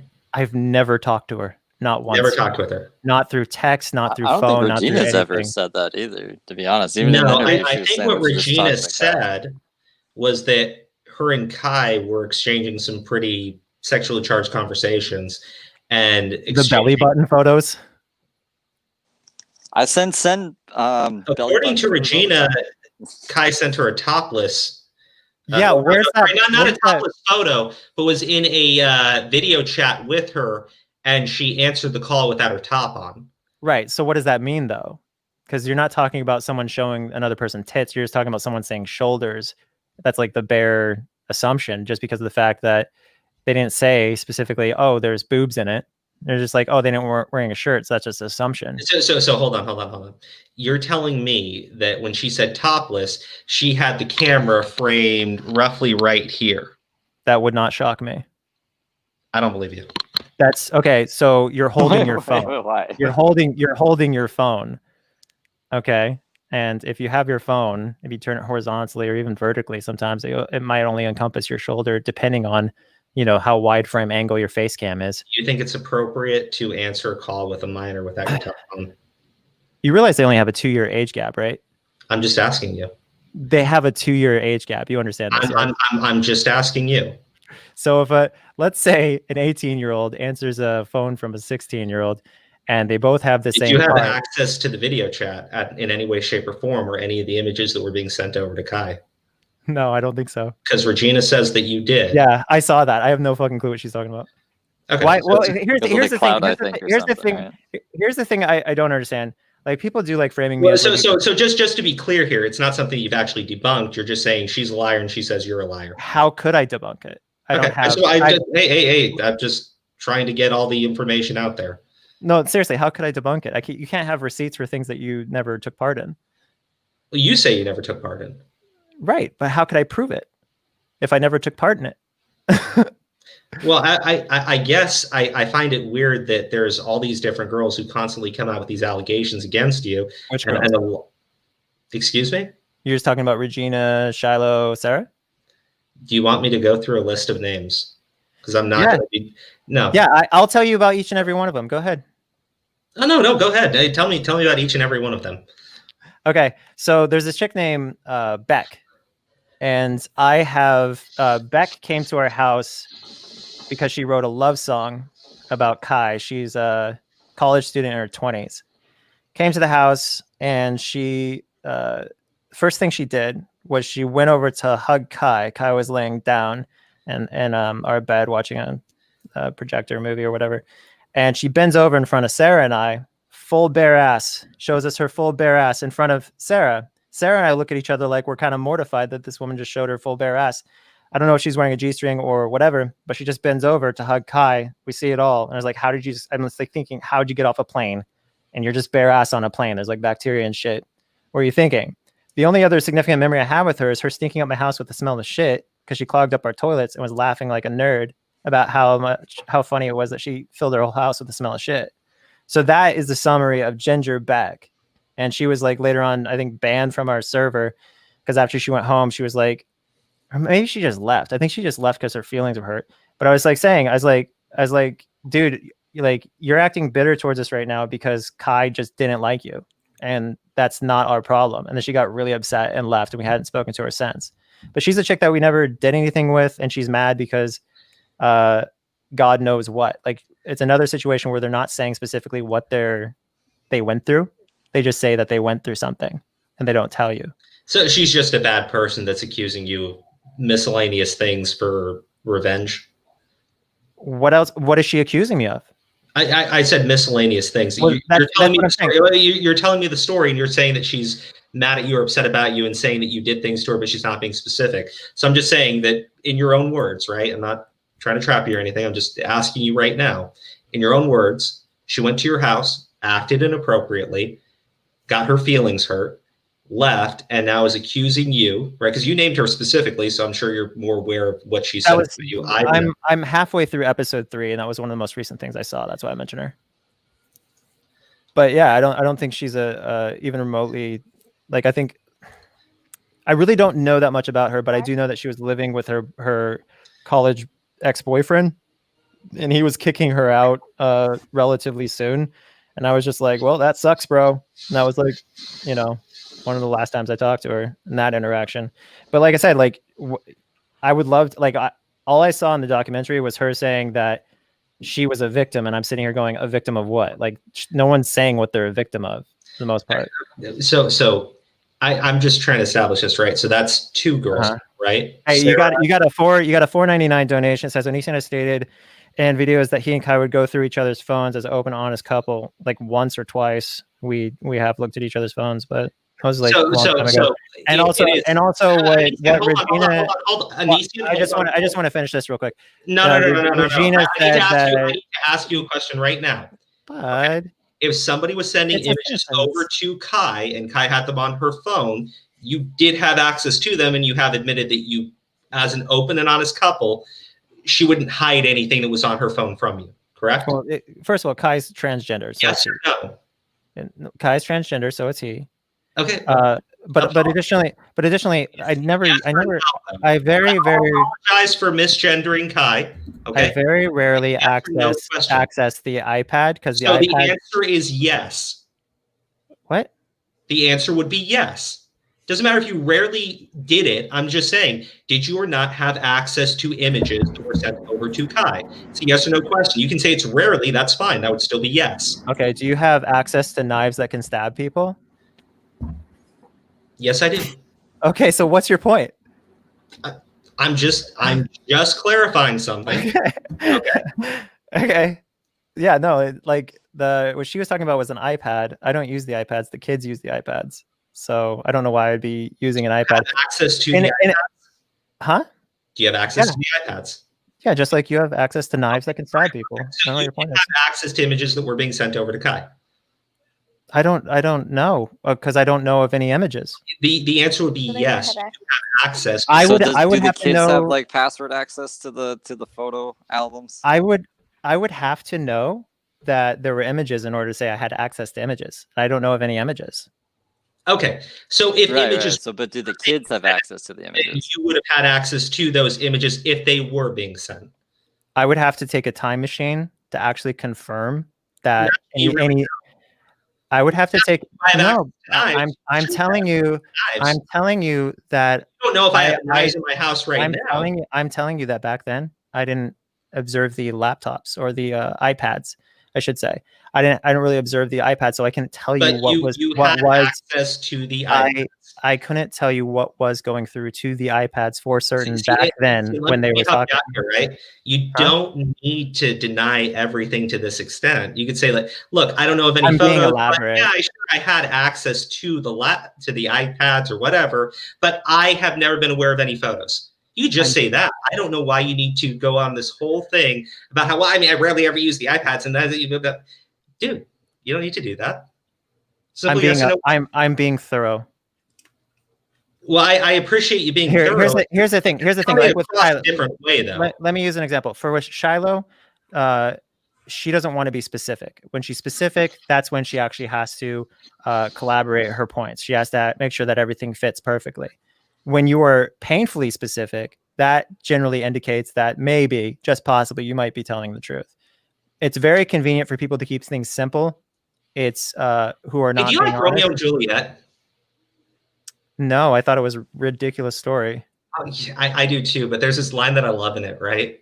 It's the best line ever. Do you know what it is? No, there's many lines. Oh, okay. Bro, what are you talking about? I'll tell you right now. We think the Onion Boy doc protests too much. No. Okay. Okay. I don't remember that line. Hey, Steve. Hey, everybody. How's it going, Carl? How you doing? So Onision, just to be clear here, right? Yeah. I'm not saying, because I can't prove it, okay? I can't prove it at all, right? Just like you're saying I can't prove it, okay? But if images were being sent, if she was doing topless chats with this girl, you would have had access to it. Yes or no? If it was happening, you would at least have had access to it. It depends on whether or not it actually went through to the iPad. I'm not saying that you 100% saw anything. I'm just No, saying I'm you had saying access to it. I don't know that stuff was going through to the iPad at that time, so I can't say I would have access to it for sure. Did you have access to an iPad? I had access to like iPad. Okay, because Probably. Regina's statement's pretty specific about Kai stating this thing about an iPad, right? Yeah, but it's very unspecific about what was seen when this person allegedly answered the phone with their shoulders at the very Well, least. that was a video chat. Regina also said that there were photos being exchanged between the two. Yeah, there's like nothing other than belly button examples. That was weird. Okay, so belly buttons of what, a 16, 17-year-old? Huh? I'm just asking. No, a belly button of Kai. So Regina was never sending photos. I have no idea. I literally have not looked into their conversations at all. But you did have access to the conversations. Yeah, just like you have access to knives. I could kill people. All right, perfect. What's going on? Like, what do we? He's asking me about whether or not I had access to my own iPads. Yeah, you have a great evil laugh, by the way, Onision. I gotta say. I have many laughs. Yeah, I could tell. All right, so I actually have a question. How did you even stumble across this channel? And like, what exactly did you want to speak about? I just posted a reaction part 1 to episode 3 of the documentary, and it featured you guys right next to my video. Oh, it did. Okay, so we were like recommended. I clicked on it and I was like, "Hey, look at that! Those are some guys that can bounce off what I just saw." Because I was just watching the episode and I only got through like 20 minutes and I was like, "I gotta take a break for the day. This is fucking too much." So I saw you guys and I was like, I could deal with some people telling me what they think about it, because I'm watching it and I'm like, this is so batshit crazy to me. The shit that they're saying and the stuff that they're trying, like. Because you guys, I mean, you have to know that at least some of that. Someone said Regina and Kai are 2 years apart. There is no argument. Okay. So just hold on. I'm not going to address you. I'm just addressing Jess Carter. Just in case anybody was unaware. My point there is that if Onision has access to these images, Onision is significantly older than Regina. That's all. That's why I'm just trying to figure it out. It sounds like if there were images exchanged, then Onision would have had access to them. As I understand from the documentary, what Regina specifically said was, I think she said that Kai stated, "Oh my God, I think James could see this through the iPad," or something like that. But that statement doesn't make sense because I don't know why I would care to use the iPad, because the iPad was for our kids. Well, then afterwards, what did she say? Because you're pretty familiar with it. I don't know. She say? What did she say after that? I think that was like episode 2, which was last week. She said that you said keep going. Said how? To keep. Is there? We're going to quote. A question about the question said that Kai said that you had access to all the images being sent back and forth because you had the iPad. That doesn't make sense because I didn't like using the iPad. It's stupid. I like using my phone. To it. Fuck. Now I lost my question. Well, I look. Here's the thing, right? It's still your property. You called it your iPad, so yeah. Well, just like everything in the house is yours. Yeah, absolutely. Like if you're a family, pretty much everything is yours. Yeah, and here's the thing, right? If my wife, right, was having inappropriate conversations of any nature, right, because we're married, right? You'd have to know. But you're an open and honest couple. Why wouldn't you know what she's up to, or he's up to? I apologize. That was not intentional. So Kai wasn't like into Regina. First off, Regina started out with the lie saying that she was 2 years older than Kai, as she admitted on the show. And then she later on revealed that she's 2 years younger. Okay. And she doesn't include like why Kai stopped talking to her and why they just like weren't. I think she implied that it had something to do with like pictures or something, like, oh, because I wasn't sending as much, Kai wasn't interested in me or something like that. And it's like, this is like really taboo to say, really taboo. But like Regina is Regina. Like, I don't know why like she thinks that she's like hot shit, but like she's Regina. Like, the first time I saw a picture of her was on a screenshot from Chris Hansen's live show, and I was like, who the fuck is that? And they're like, oh, that's Regina. I'm like, seriously, that's Regina? Like, this is really what the big thing is over? Like, with like, for instance, like, fuck, there's no like politically correct way to say that like someone is incredibly not something you would ever it's just something. It's just something like you would never be into a person like that. Like, to me, she's so. You can say she's ugly. Just say, not. If that's your opinion, I don't. Scared home. I don't. But because then I'll turn into Donald Trump. Oh, she's not my type. Like, it's not. Yeah, I don't. That's all. I don't want to say that, but it's like so. It's so unfathomable. And like I was browsing over locale. You be nicer about it. She hit the ugly tree. She hit every brand. I was browsing over locale, and they're fucking brutal to her. Like, they really just go savage like against Regina, and it's like I think it's because it's so like fucking apparent that this makes no sense. Like, Sarah in the picture, people get it. Like, Sarah actually met us. Shiloh in the picture, people get it because Shiloh actually met me. Regina is like, oh, I never met them, but I'm still here for some reason. So let me clarify something. Are you saying that Sarah is? So I guess it would be. Regina is not. Hold on, Crow. Give me a second. So it'd be fair to say that she's not your type. She's not the type that you'd be attracted to. She's just not your type. Is that fair?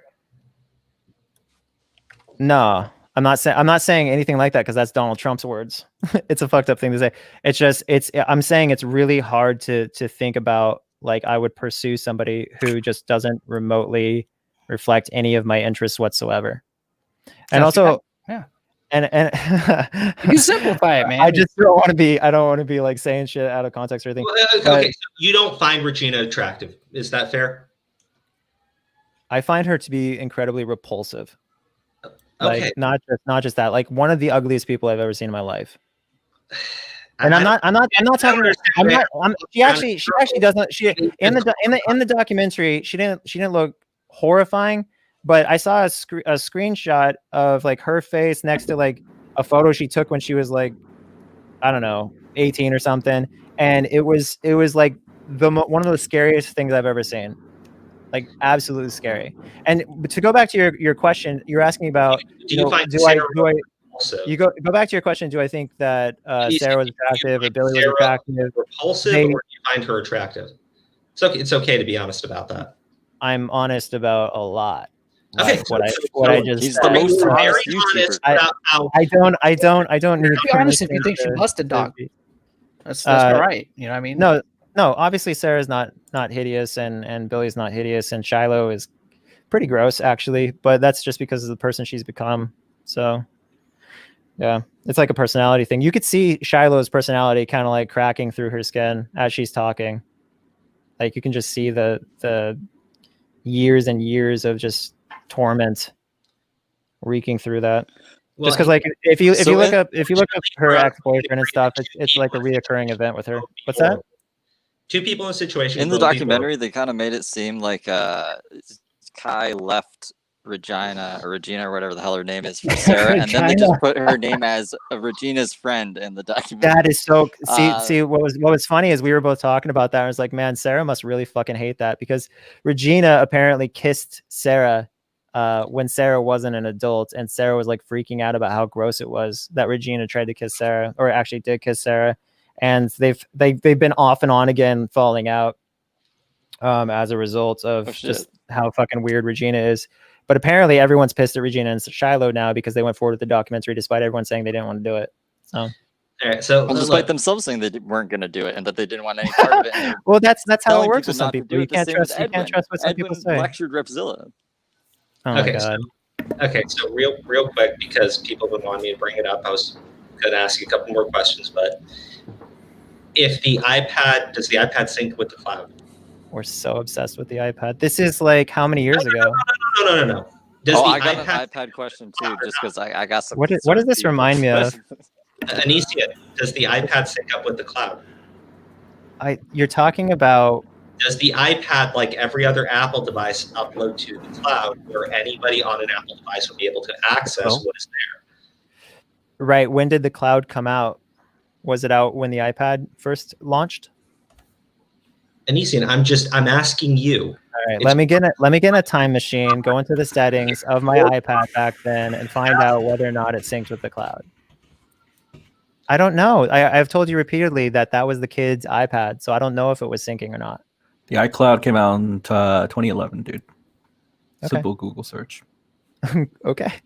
Yeah. But I'm telling you, when I say like I don't have access to some, I don't have not access.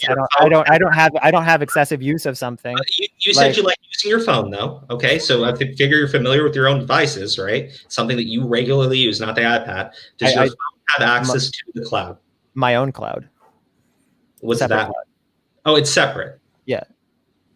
So the devices that you own that are in your name sync up to different clouds in your own house. So yeah, I guess that would be fair to assume that since Kai set up that one, that was possibly in Kai's cloud. Possibly. But I thought you were an open and honest couple and you shared everything. Why? I don't know how you could share clouds. Isn't it based on numbers, like phone numbers or something? Is that possible to have two phone numbers on the same cloud? Well, it's actually the account. Right. So we have different accounts because we're different people. So the iPad's yours, but what you're telling me is the iPad is yours, which you've already said it's yours. Well, right? It's like it's community property. It's yours, but it was her account that was set up to it, not yours, but it was your device. Community property. Okay, so again, in a marriage, there's community property. Device. You said it was your device. I mean, it's okay. We can move on from this point. Right. So community property is everybody in the community's device. Oh, that's interesting. Well, it's like marital law, you know? Somebody sent me a message that says you could potentially watch the convo in real time if it is synced to the cloud. iChat would sync on her phone and the iPad at the same time. Is that a possibility or plausible? It's possible. I don't see why that wouldn't be possible. Okay. Okay, so what we can just confirm here, right? This is not definitive. This is I feel not like there's so much to cover. This is not definitive proof of anything. Okay, I want to make that as clear as I can for everybody who's watching right now, in the chat and everything. Not definitive proof of anything, but we can at least establish, right, that there was a definite possibility, right, that both devices were synced up on the exact same account and that you would have had access to any chats that were going on, which is something that Regina has stated was happening.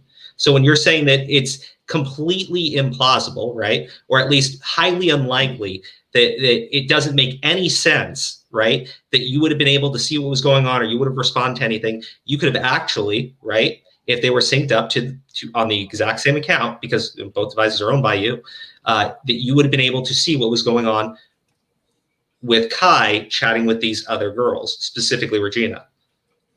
Whatever happened, I didn't see. So that's kind of what I'm confused about. Is like what I'm saying is like, if you're gonna not trust me, if you're gonna not trust me when I say I didn't see anything, why would you trust anything else I said? You know, like you're asking me questions that are looking for answers, but it's like only the answers you want and nothing else. No, you're absolutely wrong there, because I'm not saying definitively that you saw it. I'm saying that it was a possibility. So when you're saying it doesn't make any sense, I'm just establishing that yes, it does. You're also talking about stuff that, like, isn't it okay? This is what I want to ask you guys. I just remembered it about the documentary. Isn't it? Are you guys a little bit bothered that they say like stuff like actual text under it or actual tweet, but they never post the original or any proof that they're real? It's deceptive, yeah. Because the photos they posted of Kai with the belly photos, those apparently were posted to Kai's Instagram. So it's a big question mark as to whether or not they were even ever sent and not just taken from the Instagram. That's what I'm confused about when I look at that shit.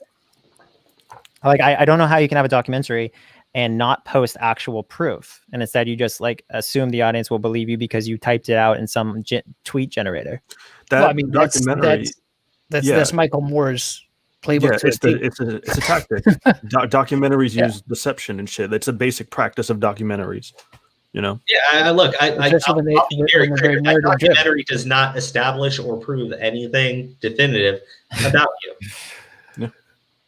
Do you think it's doesn't mean- weird? Do you think it's weird that this has been going on for like a year and a half now, and there's been no FBI talking to me, no police interviewing me, no one whatsoever of any authority actually doing anything? Onision, absolutely not, because I've already said I think you know exactly what the laws are where you live. I wish I was a mastermind, dude. That'd be great. I didn't call you a mastermind. Don't buddy. Don't. I wish I was educated. That'd be great. I didn't say that you were highly educated at all.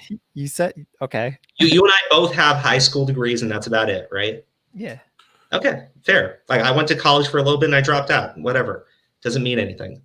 Okay. I'm just saying that I think that you are at least intelligent enough to do a basic Google search and realize what the laws are where you live. Okay. That's why I've said I don't think that that documentary establishes anything close to criminal behavior. And in fact, in episode 3 does admit that the laws have not caught up to the internet and that you have not done anything that you could actually be prosecuted for. If the laws had been modern, what would I be in trouble for?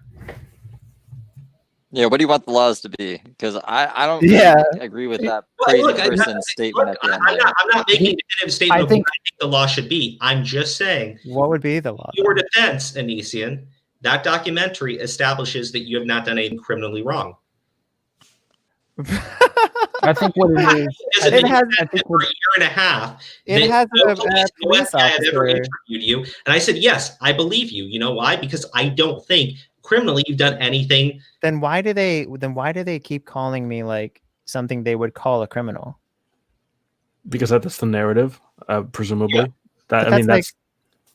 But that's like life destroying shit. You can't like you think a person can get a job after the fucking Pierce County sheriff goes on and says this guy's a predator. Like how can you function after that? He also said they're looking for real witnesses and shit, or real victims. Right. And shit. Right. So he calls all of so he calls Sarah, Shiloh, and all those people not real. Why don't you sue them for defamation? If Right. you're saying you hold on. If you're saying you've debunked everything and you have proof of everything that's been debunked, and that he's going on and maligning you and defaming you, why don't you sue them for defamation? Because let's be honest, you're wealthier than I am, and I wouldn't put up with that shit. And plus, a lot of people aren't happy with the performance of the documentary anyway. Yeah. Performance? Well, why'd they call it Onision in real life and then halfway through just shift the focus off Onision to like everyone around him and then To have everything Edwin, else, to- Steve and yeah. fucking Chris Hansen, each YouTube. other Isn't at it- the end there. isn't it Like, weird what did that they're have to like do with Onision? Onision? Isn't it weird that like it's like Onision in real life, and yet the majority of the people on the show haven't met me, and they didn't even have me in real life on the show? It's just like fucking weird. Well, choose a different name, like Onision, Speculation, and Paranoia. That would be a good name.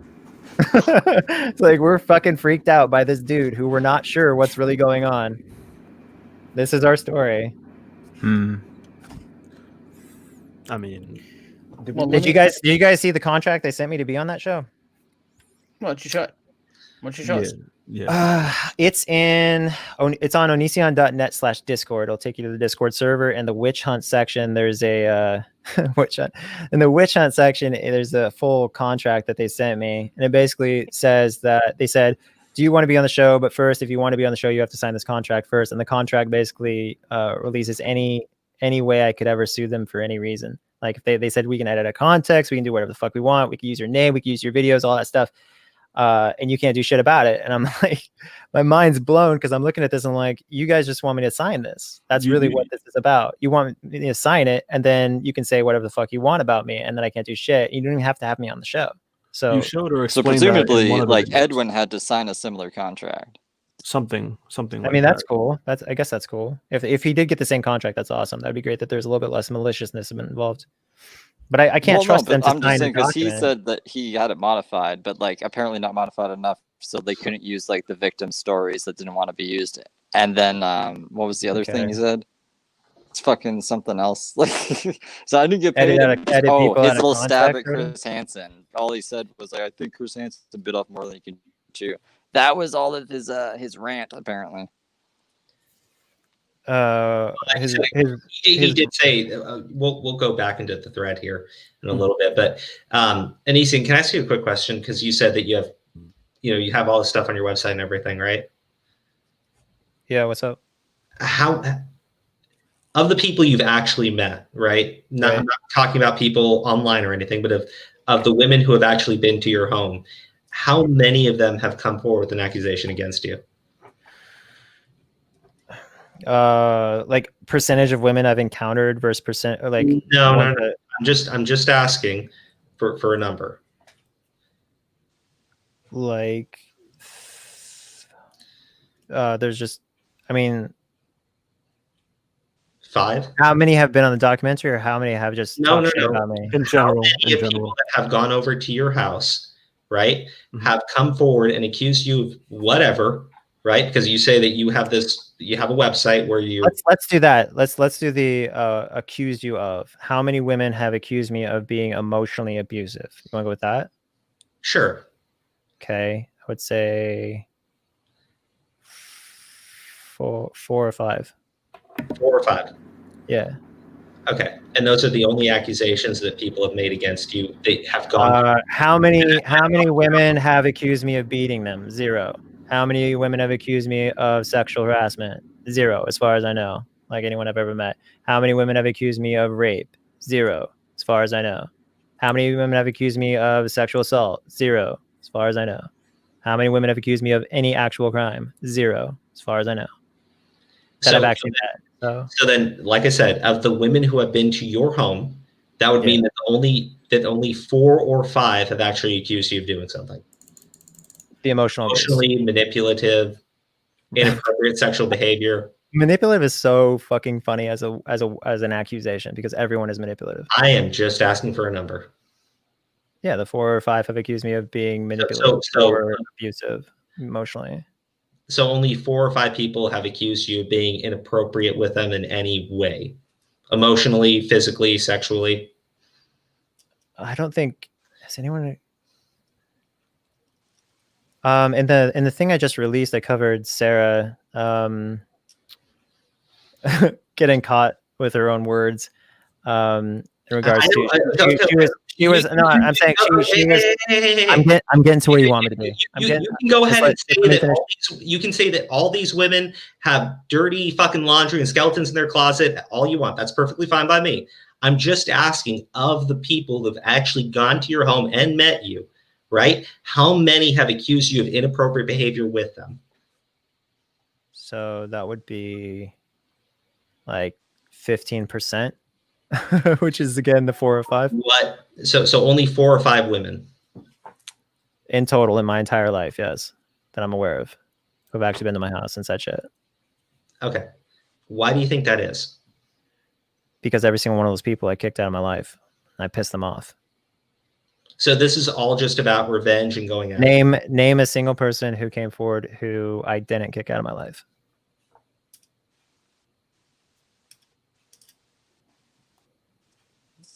Onision, that's not what I'm asking you. Well, you just asked me. So all these women have been kicked out of your life, right? Something like that. So all I'm asking you is why you feel like these 4 to 5 women have accused you of doing things inappropriate with them. Because they're mad. Billy said she was mad at me and that she was a vindictive person, and we had a literal public dispute, and I won it for a while. Could they have been mad at you for the way that you treated them? I could be mad at Billy for the way she treated me. Okay, but could they be mad at you for the way that you treated them? You can be mad at anyone for the way they treated you if you wanted to perceive it a certain way. Okay, so I'm just trying to figure out why 4 to 5 women would accuse you of gross inappropriate behavior. Why did the majority of them not go on the documentary? Why? Yeah. Why did you not go on the documentary? Because of the contract. Well, because it's first of all, they asked me to sign a contract that would sign away all my rights, so I couldn't sue them. So I can't do that. And also, it's a documentary that's so then they could. It's a documentary with a very clear agenda. So that's not really a point against them. If it was a fair and balanced, like they just wanted to make a documentary about something in general and not necessarily something with an obvious goal, i.e., praising Hansen and Asarch or whatever. And I mean, because like it's executive produced by someone that couldn't be trusted as far as I could throw him. That's Steven Asarch, because he spent like 30 minutes arguing with me, or 10 minutes or 10 to 15 minutes arguing with me about whether or not I was in Miamisburg, Ohio on 9/11. It's like, bro, I was fucking there. Like, you're arguing with me about shit that is in my life. Like, how stupid do you have to be to argue with me about my own life and shit I experienced? And he didn't believe me. And then he went with a slanderous article anyway. And even after I proved it was slanderous, it's still up. And when I tweeted at him about it, he was responding to someone who had like 7 followers, but he wouldn't respond to me saying, hey, bro, your article's slanderous and here's the receipt. I pointed out that I was, in fact, in Miamisburg on 9/11, just like I fucking said. But so like when that documentary is run by people like that, why would I want to be in the same seat as them or anywhere near them? Like, that's why I'm wondering why Edwin was on it, because he doesn't like Shiloh. Shiloh was saying that she was going to kill herself in relation to him or relation to Real Stream News. And he just generally said that Shiloh lies and Shiloh's like, if you look at type in Edwin's generation and type in Shiloh, and you'll see one of the first things that comes up is him saying that Shiloh's a liar. And then a lot of people already know how he feels about Chris Hansen. He doesn't like Chris Hansen. He thinks Chris Hansen's shady as fuck. It's pointed out if he didn't point it out publicly, he pointed out in the video I just posted, which was our conversation about how he wants to give me time to talk about Chris Hansen because Chris Hansen is sketch. Not a lot of people like Chris Hansen because he made a lot of promises that he didn't follow through on, because he like I don't know, he just got so excited from getting all the fame from the Onision name that he's just like, just decided to get a little blown out of proportion there. But it caught up, and it's just like, I warned people. Not to cut you off or anything, but you did get donated a super chat, and it had a question for you. It said, "Do you have any regrets, and what would you do to either fix them or something like that?" I didn't get a super chat. Big Money Crow just got. Crow got the super chat, but it was a question to you. Sorry, do I have any regrets? Yeah, just don't fucking. When Sarah said my mom beats me, I would just even before that say like, not even talk to this person who's trying to be your bud.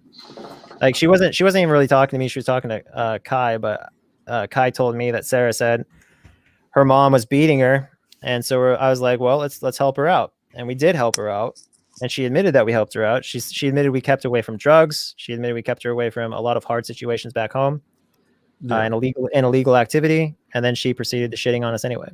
So like, essentially, is it like your biggest regret, Sarah, or is my biggest regret is not being able to see it coming and avoid it, that being those people. Max sent a super chat. Yeah, so just now. I asked you this earlier, right? Will you be pursuing legal action if what they're saying is defamatory and you have proof that it's defamatory? Yeah. So the proof was already posted. So will you be seeking legal action? Onision.com, all that shit. I am seeking. I've been seeking legal action. I'm in the process of taking legal action against a certain person. But it's kind of hard because this is the real truth with the lawyer stuff. Yeah. Lawyers don't want a bunch of bad Yelp reviews. So when it comes to someone who is or whatever reviews, however, but lawyers like money, right? So I don't have a lot of money, unfortunately. Really? So I'm in a situation where like I don't have a lot of money. I don't have a lot of income, and you're supposed to unfuck yourself. How do you get a lawyer to properly represent you when you don't have anything that they want other than, it's a multi-billion-dollar corporation that's spreading slander. So you think that would be incentive enough, but I don't know. That's a big we'll see. I'm trying to get a lawyer to really be interested in it, but it's a bit of a tough sell just because it's very controversial, and a lot of people don't. Well, I'm sure they got their lawyers too, right? No, like if it's a big. I do have a couple questions for you. If anybody knows of a good lawyer, I'm all ears. I do have a couple questions to you about Shiloh, right? And what's a couple viewers. Before you ask that, Crow, let me just ask one thing. Looking at it objectively, right? Knowing the things that the basic, YouTube watcher has heard, right? Just asking the question. Looking at it objectively, could you see why people have this horrible opinion of you and why it kind of raises concerns for people? Could you look at it like that? I didn't watch most, like 99 out of 100 hate videos I never watched. So I had no idea what people were saying for the most part about me. I was mostly keeping to myself on my own Discord server or where the fuck ever I was. And so when I started looking at watch a Repsian video every now and then. I don't think I've ever seen a full Repsian video. I don't think I ever have. Just I've the seen bits and footnotes, eh? pieces. I've seen bits and pieces of shit, but I don't think I could ever sit through one. Maybe I will someday. I don't know. But It's hard. when I saw the documentary and I was seeing all the shit they were saying about me, I was like blown away. Like I was like, they are making me out to be fucking Charles Manson, and these people won't even say what I did, but they're acting like I'm the equivalent of like a serial murderer. And I'm like, you got to be fucking like that Onision intro, dawn, the creepy music, and the creepy music constantly throughout the whole fucking documentary. I do have a question about one thing that really does. You should make that your intro from now on. And so real quick. Oh my god. Shiloh at one point was having a seizure, and you did decide to film that, correct? Yeah, she told me to upload it instead of making a different video. So that's the person. So hold on. Yeah. While she was having a seizure, she told you to get the camera out. No. And film her.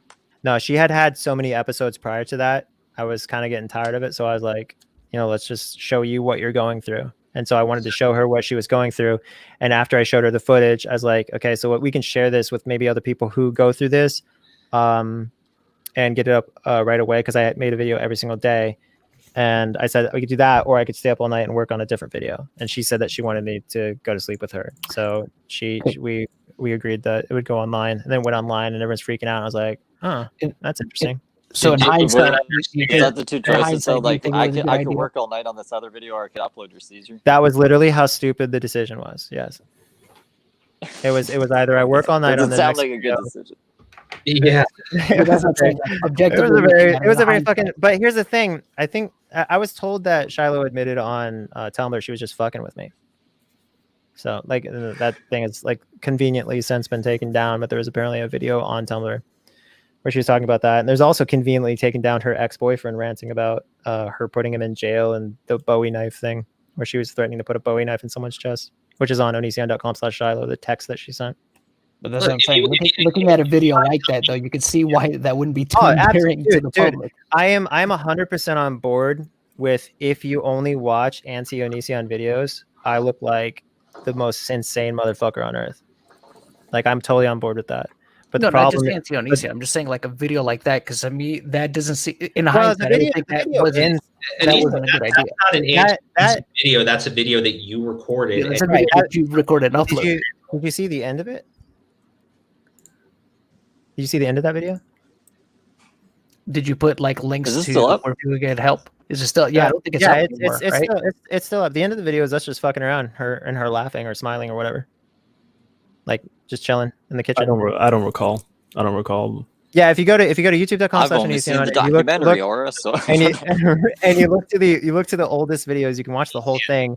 And they didn't include it in the documentary, but it's us just fucking around in the kitchen, just chilling, laughing. That's the end of the video. The whole thing. Perfectly fine, but you said that one of the reasons why you wanted to upload it was so that you could share this with other people who go through this experience, right? Mm-hmm. So I'm sure that somewhere in that video you address it's a serious issue and you provide some sort of link over. So yeah, that was the text. That was the text. There was you know how they do the like description of what the fuck's happening next or whatever. What do you call it? It's not a subtitle. It's just like, back in 1949, many men joined up and fought the whatever. Like, that was the text in between different cuts that explained what was going on and her process. And this is what makes sense. There's a section of that video where she's like, oh, that's my grandpa or whatever, or that's my so-and-so. I think she said that's my mom or someone else in her family. And they're like, they're not dead. And I'm like, no, they're not dead. And I'm like, wait, didn't you say you lost your memory? Because if you lost your memory, it would be the opposite, because people die as time passes, not as time regresses. So she made that, and it was like really fucking confusing, even more so now looking back. Like, why did she say that? Like, they're not dead. And then they said, oh, there's my mom. My mom's so old.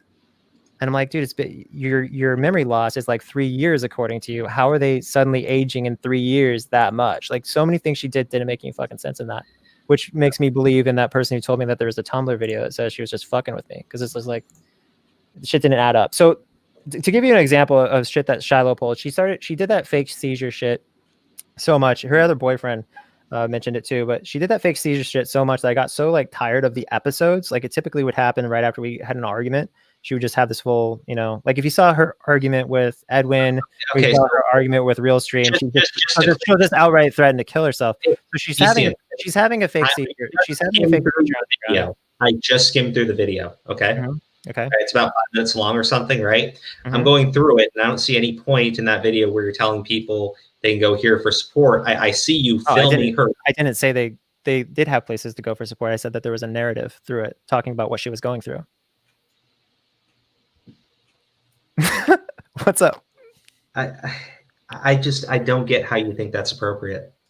Oh, I don't. I'm trying to figure it out. You have to. So in some relationships, you get kind of used to like abnormal behavior, and when you get so used to abnormal behavior, it becomes really normalized for you in a lot of ways. That specific relationship was so normalized. Like me calling the cops on her, I called the cops on her at least 3 times. That became normal to me. Calling the cops on somebody. I was like, oh, here we go again. And by the 3rd time, I was just like, this is fucking scary because I like whenever I break up with this chick, she would just like go full mental breakdown. And that 3rd time I called the cops on her, she threatened to kill herself and make it look like I did it. And we said that in front of the cops, and the cops were like, did you threaten to kill yourself, young lady? And she's like, I did. I'm not going to deny that. And then they hauled her away. And that was right after they gave me advice of, be as far away from her as possible so she can't pull this shit again. But no, she had seizures or whatever the hell she was pretending to have, that she later allegedly said was fake. She had that so often just to throw a temper tantrum or whatever that I finally said, you know what? I'm tired of listening to you tell me not to get an ambulance when this happens. I'm getting an ambulance. This is going to be dealt with by medical professionals. And I was warning her. She didn't react. So I started to dial, and she just magically she's faking seizures according to you. So you thought that it would be smart to record her during one of these supposedly maybe fake seizures, upload that afterwards. She says that she did threaten to kill herself, right? She left your home, okay? And why, if this person, in your own words, is whatever, right? Very toxic, I guess would be a very tame way of saying it. Why would you then bring her right back? Bring her right back from what? I'm talking about like there's a few months where you two are apart and then she comes back in later. Yeah. She told me she was pregnant. And then she was getting on WestJet. I used to say it was JetBlue, but I fucked up the jet. The jet part was the right place. So because I found out when I was looking at receipts that it was actually WestJet. But right before she got on, she's like, by the way, I'm not pregnant. I'm like, yeah, I figured that might be. So this girl, right, is having fake seizures, right? She's putting through all of this stress. 4 months later, she comes back, says she's pregnant, and you immediately buy her a ring and say you're getting married.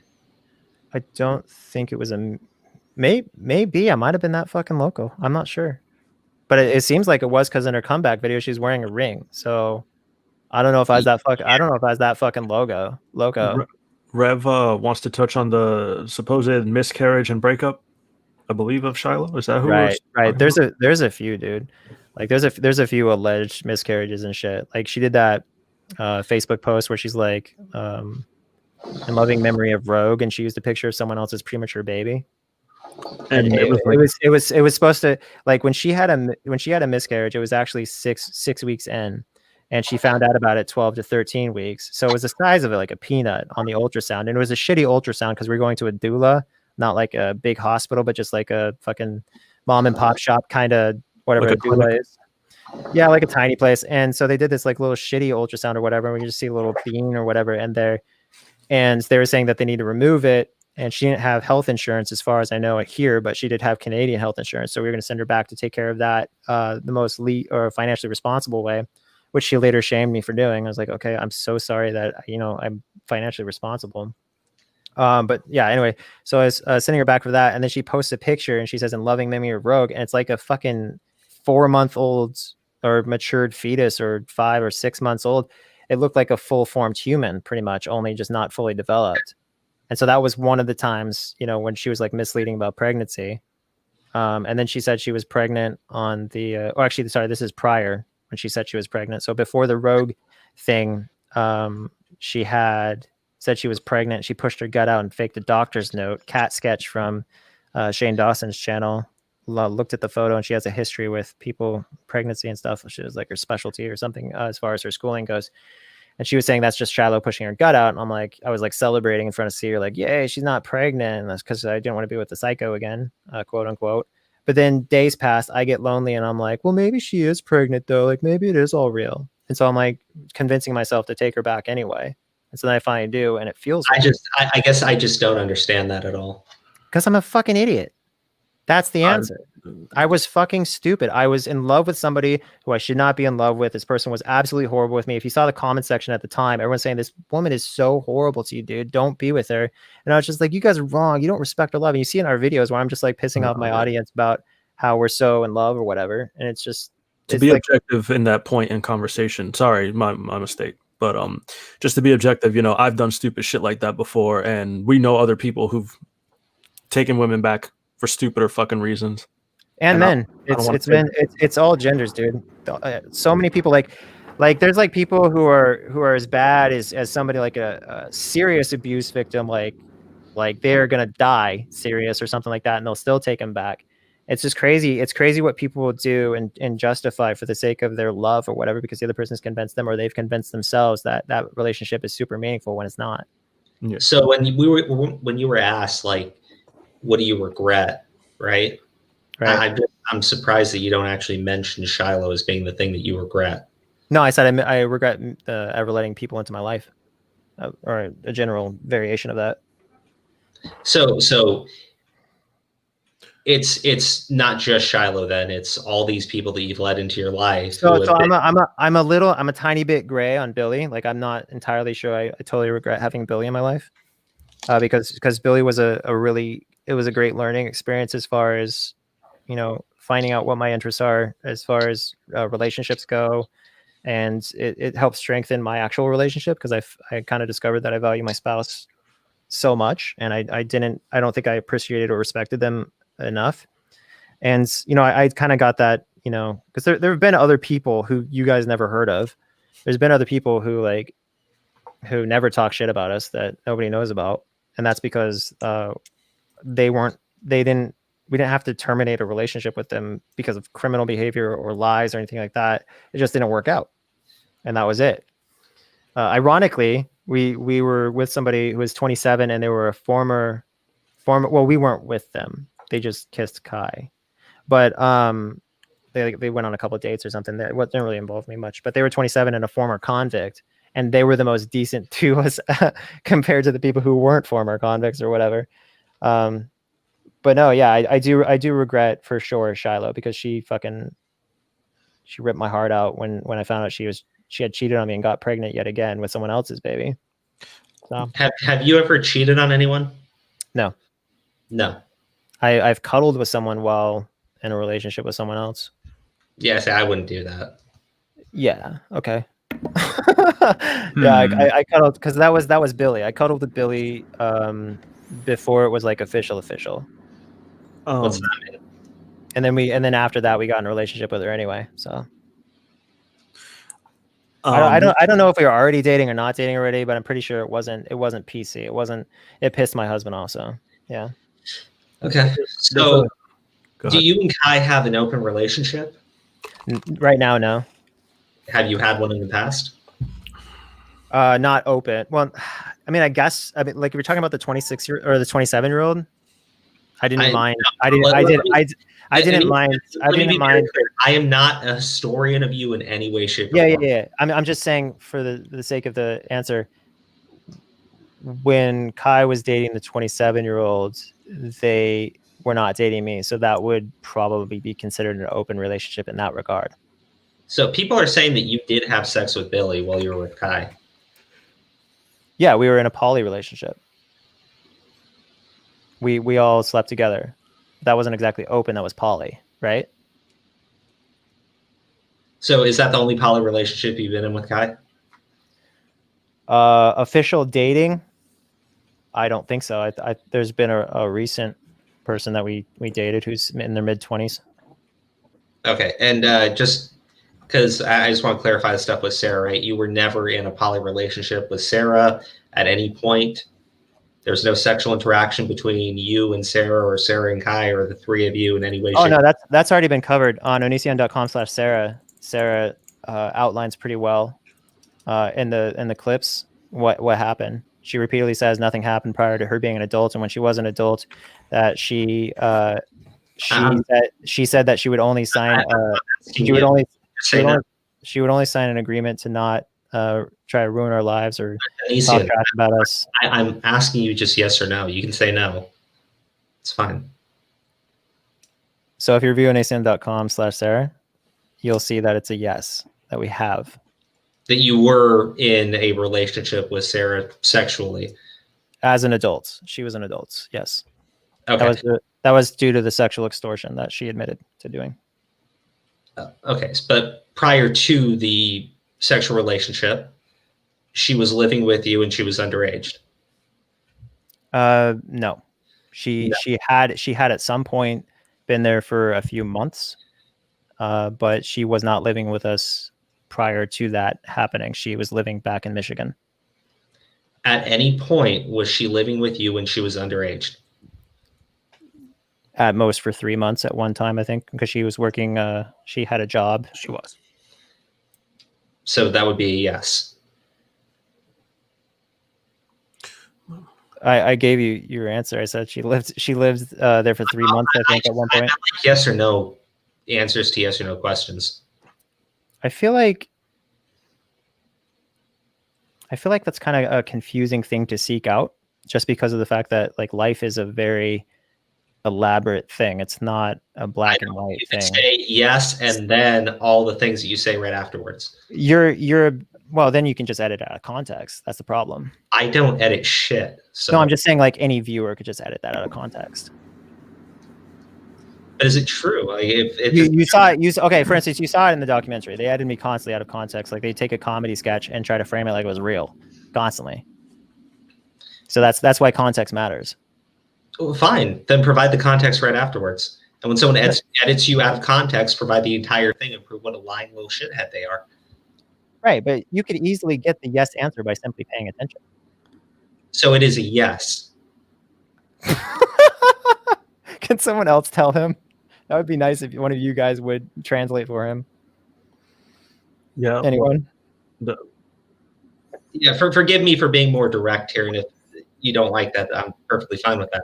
Did you cross the road? If I ask you, did you cross the road? I walked across the road. If I ask you a yes or no question, just say yes or no, and then provide your explanation right afterwards. It's the I easiest thing in the world to do. What's your question to him? What are you asking him? I asked him if at any point Sarah was living with them when she was underage. Do you genuinely not know the answer after everything I've said? I've repeatedly said that she was with us for like 3 months at one time or another. Okay, so yes, she was for 3 months. Okay, so you can listen. Okay, well, see, how hard is this for you? So yes, she was living with you when she was underage. It doesn't have to be hard. Home, and then when she was an adult, went right back to you, and you engaged her in a sexual way. She came back. And according to you, what she did was extortion because somehow she extorted you. Yeah, she admitted to it on anision.com/Sarah. She admitted to it twice. She admitted to it. Okay. She actually outlined exactly what happened. What happened? She said, I had multiple people sign non-disclosure agreements because of my fallout with Vincent Sear, a longtime friend of mine. We had a bad falling out during the Trump election for obvious reasons. We were arguing about Trump, and so we went on a attack campaign of each other, destroyed our friendship. And so I was like, what can I do to help remedy this in the future? So I started thinking about having NDAs so people couldn't go on attack campaigns. They would have to handle their stuff privately rather than publicly and maintain their friendship. So I had people sign this. Sarah was one of them included, but Sarah said that the only way she would sign an NDA is if she got what she wanted and she was repeatedly implying sex. So she in her live stream said this twice. And then people go around saying, watch out, you might be a victim of Onision. And I'm like, you mean if you try to sexually extort me as an adult? Like that's really what you're saying? So to be clear here, right? Your definition of sexual extortion, just so I can be as clear as I can, right? It's actually the definition. I don't want to take you out of context here. The definition. She sexually extorted you by saying that the only way she would sign an NDA was if you had sex with her and you said sure. So she had actually previously said that if she wanted to, she could destroy my life. So that's the full context of what that she was like kind of joking, but the problem is that it was a really real thing. If she wanted to say anything, and she proved that, actually by doing it. She actually admitted in the live stream with Blair that she's like, this is exactly why I signed the NDA. So you were supposed to sign the NDA. So how old was she at this point? She's 18 and a half. So at this point, she was 18. 18 and 5 months, I think. Maybe 18 and 6. I don't know. Okay, 18 and a half. Fine. Nick, So at you 18 and a half, right? Hold on. August, September, October, November, December, January. So she was about 5.5 months. So at 18 and a half, this girl who you knew when she was not of age, right, came to you and said the only way that she would sign an NDA was if you had sex with her, right? And you felt so pressured, right? I knew she could destroy my life if she wanted to. All she would have to do is say one thing, and then my life would be fucking over. And she proved that with the documentaries, or not with the documentaries, but with all the interviews she did. Did she sign the NDA? She actually denied grooming, and she admitted to the exact thing that I just told you happened. And yeah, she did sign it. She said it happened the morning after or something like that. But to give you an idea, sexual extortion is a felony. It's a person who commits offensive sexual extortion if, with purpose to coerce another person to engage in sexual contact or sexually explicit content, the person communicates a threat to damage. Hey, wait a minute! I thought you didn't know the law. Well, I Googled it. You guys said I should use Google. That's right. I did say that. Communicates a threat to damage property or harm reputation of another person. So that's very clearly sexual extortion, which is what she admitted to. And yet, for some reason, like the documentary didn't cover that. Nobody covered that. Nobody gave a shit, even though like that's the basis. So like when people say, "Watch out for this guy, he might get you," it's like I might get you if you sexually extort me. Like, is sexual extortion a crime? Yeah, it's a crime punishable like 5 years in prison or something like that. So you contacted the police afterwards, yeah? Oh, if only it were that simple. Why isn't it? So when my husband, the rapist of my husband, someone who was publicly admitting to be a rapist, he confessed to his crime, and he did it through text, and he also did it publicly on his Twitter. We took that to the police, and the police did jack shit with it. We literally took it to the police, and they didn't do anything. We did a follow-up. They still didn't do anything. They had people who were corroborating the story, still didn't do anything. So when you have a failure in justice there, you're sitting here going, well, what's the point in, like, how could I possibly do anything at this point? Considering not only is there an age problem, people are just not automatically going to blame the older person. They can't say, oh, you can't be a victim, you're old and stuff. On top of seeing totally legitimate cases go to the police and get shut down. So it's hard to say, why didn't you do that when you have a real knowledge of the legal system and the fact that even solidified real cases that are as open and closed as possible get denied all the time and ignored. So okay, so I guess I'm confused here, right? Because I thought that when you were saying that she sexually extorted you, it was she will not sign an NDA unless you two have sex. Now you're saying that what she actually said was she would destroy your life. No, she said that prior. No, she said that prior. She said, I could destroy your life if I wanted to, and she made it a joke, like it was a joke. And then later on, we were asking about the NDA, and she said she'd only sign it if she got what she wanted, and what she wanted was that she indicated. And the next morning, she was all happy about herself and signed it. So that's not extortion. That is extortion. By definition. No, actually, it's not. No, actually, you just said that somebody was joking with you. You acknowledged yourself that it was a joke. Oh, was it a joke? Okay. If anything, you exchanged sexual favors with this girl. Did she? You just admitted to exchange sexual favors with this girl. She would have sex with you if she signed the NDA. She never went public. You're right. She never did. You're right. No. You're right. She never destroyed my life. No, you're right. She never destroyed my life. She never went public. You're right. You need the NDA though, not her. No, it was a joke. She never destroyed my life. We're not talking right now because she was just joking. So this is not happening. We're not having this conversation because she never actually went to destroy my life. So it was just a joke. It was a joke. This never fucking happened. You don't even know about Sarah. You don't even know about Sarah and I having a discussion on this NDA or anything like that. Buddy, it was a joke. Don't get upset. It was a joke. Well, you're so wrong though, and I just proved you wrong because you're like it's a joke, but you so did. No, you said it. You said that because it was a joke, it's not valid, and yet here it is. The joke not being a joke. You said it was a joke, not me. You said it was a joke. No, I said she portrayed it or framed it as a joke. Like she presented it as a joke, so I took it as a joke. And it turns out it's not a joke. Obviously, if you look at how things are now, it was not a joke.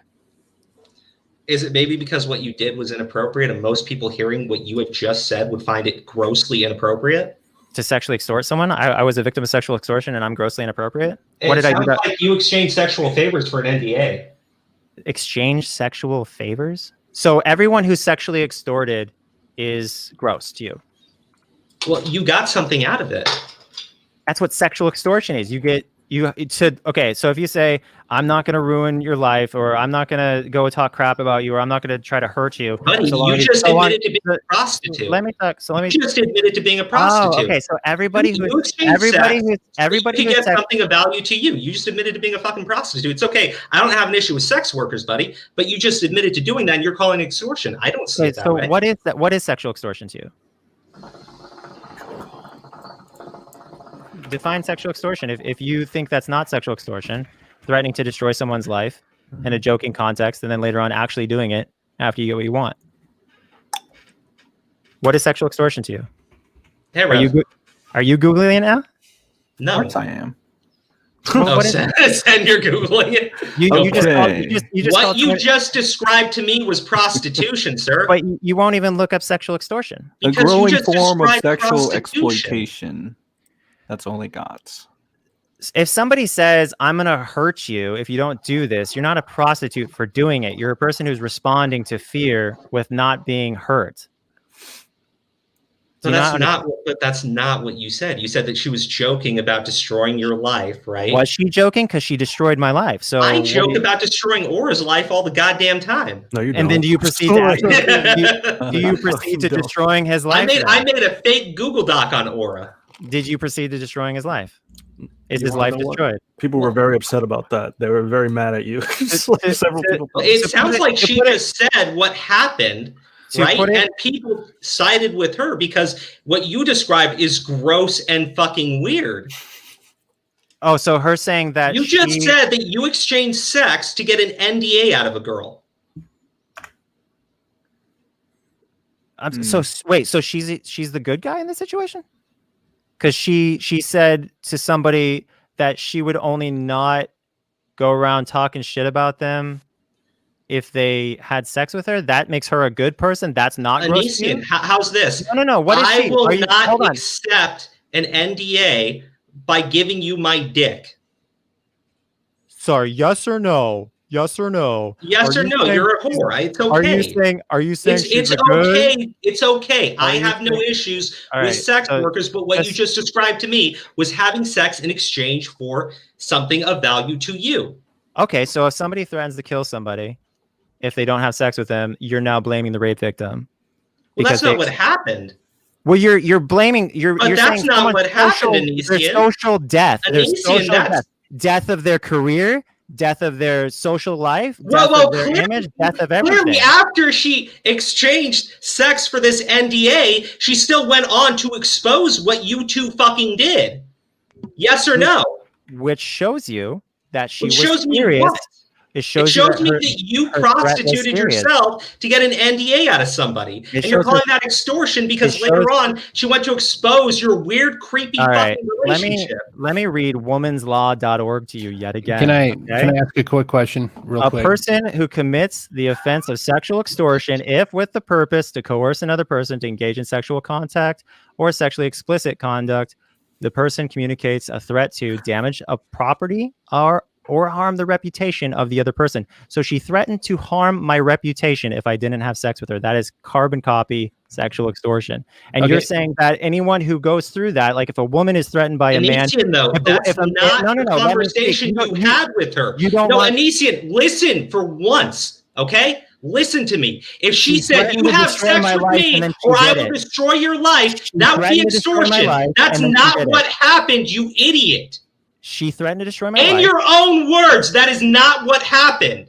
Okay, so if on Wednesday... In your own words, that is not what happened. She did not say, I will destroy your life unless you have sex with me. That is not what happened. Screaming doesn't make you right, sir. So, can I step in really quickly? Being right makes me right. I'm just screaming because, Well, you just said that everyone who's a victim of sexual extortion is now a prostitute. You are not a victim of sexual extortion, sir. Actually, it's carbon copy sexual extortion. When somebody on Wednesday No, it's not. when somebody on Wednesday says, I'm sorry, but it's not. when somebody on Wednesday, But again, says, it's not. when somebody on But Wednesday, again, it's not. Oh my god. The fuck is this? Yo, Okay, that's so a question. just Can you let really me quick, finish just really what quick, I'm let me saying ask you- without just no, saying hold the on, same shit? hold on a minute. Hold on. I just want to finish Let me this point ask real you quick. really quick. Let me ask you a really quick question, Greg. Okay, why the fuck would you have an NDA in the first fucking place? I mean, was it I just actually- explained it. Did you miss Well, the whole no, but Vincent yeah, I Beer did. explanation? Maybe I did. But was it a legal You did. document that was actually processed by a lawyer, or was it something that you typed up in fucking MS Word? It was a legal document from some legal site. Do you have actual copies of that? Yeah. Can you provide those? I mean, I can provide it. I can provide it in which hunt section of onision.net/. Well, I mean, because it's funny because it's saying what? Oh, shit, he cut out. He cut out. Well, Sen, you wanted a turn to speak. Who, me? Oh, yeah. Onision, why do you get involved with all these crazy broads? What's wrong with you? I get asked that question a lot. It's because I'm a terrible taste of people. Yeah, obviously. Obviously. Yeah, clearly. By the way, I'm Sen. I'm kind of a big deal in my head. So, yeah. It's cool. Yeah, It's good to have a You self. can relate with that, right? so. Anyway, I'm sorry to go back to my point. Yeah. The reason why I asked is if it was notarized is for the mere fact that you also faked a document about divorce papers that actually. Oh, come came on. down The fake meltdown videos? from Florida. Yeah. Yeah, from Florida. I said it was Florida in the video, Okay, didn't I? so how can we legitimately trust the fact that you have legal notarized documents? You're mixing a NDAs, comedy sketch with real life. That was a comedy sketch. NDAs. Was it a comedy sketch? I mean, Yes, it honestly, was. I because released the you- bloopers. Did you see the bloopers? The blue, no, but Yeah. at the same time, you're posting images of a divorce papers from your current husband, Kai, from Florida. Yes, and there's you want to say bloopers. that you have legitimized legal documents for NDAs. Why the fuck would you need NDAs in the first place, especially if you're going to be? Do you really think those participating videos in were sex? real? Do you really think those videos were real? The meltdown videos? You really thought I poured kombucha on my head out of a rage? Yes. Yeah. Yeah. Yeah. Shit does happen, dude. People do get pissed off to that level. Hold on. I think And that's so I still funny. remember I on just- YouTube thank where you, people would thank take you, their thank you. ex-spouses and throw them at Thank walls. you. Even in your earlier Thank you for content, the- though, even in your earlier content, though, you would fucking go off about veganism and fucking meat-free bullshit. So Yeah, Vegetarian body. what is not dying of heart disease? Ugh, gross. Okay. Yucky. Rev, you were asking other questions too earlier. Do you still want to ask them, or you already got your answer? there's too many distractions. I'm sorry. Rev had asked earlier, how old was Kai when you got with her? I don't know if he still cares to ask that. Kai is a he. Sorry. Um, Come on, Aura. I forget, dude. It's a challenge. Wasn't I do believe it was some time ago. Wasn't Kai like 14 when he started conversing No, with it her? was 16, right, Onision? no, it was neither. We started Ooh. talking right before the Shiloh and I thing fell apart. So it was like Kai introduced himself as like just a fan. And then as February rolled around, Kai upped it a notch and was talking about feelings more and shit. So what's the deal about you taking her from her family and her dad? Rev, real quick. How old was Kai at this point when you first started talking with Kai? I was told Kai was almost 18, but turned out I think he was 17 and a half. That was when I was 27, I think. Or no, 26. 26 and 17 was the age. So you're 35 now. How old is Kai? 26. Okay, well, chat's saying that Kai's dad said that Kai was 15 at the time. Yeah. So Kai's dad was Yeah. Have you ever said something like, are any of you guys bad at math? Yeah, I suck. All right, so we were having a 9-year age gap. I was having a between conversation. I was having a conversation with Kai's dad at Olive Garden, and he said, "Come back in 10 years." And I in my recitation of what happened, Mhm. I said, "Oh, I'm just supposed to wait till Kai's 25 or whatever," and that was like a fucking bad at math shit. And it was 27, but for some fucking reason I was like 25, and so when I misspoke in the video. everyone took it literally, and instead of oh, I fucking slipped up and said one thing that wasn't accurate in my thousands of videos or whatever.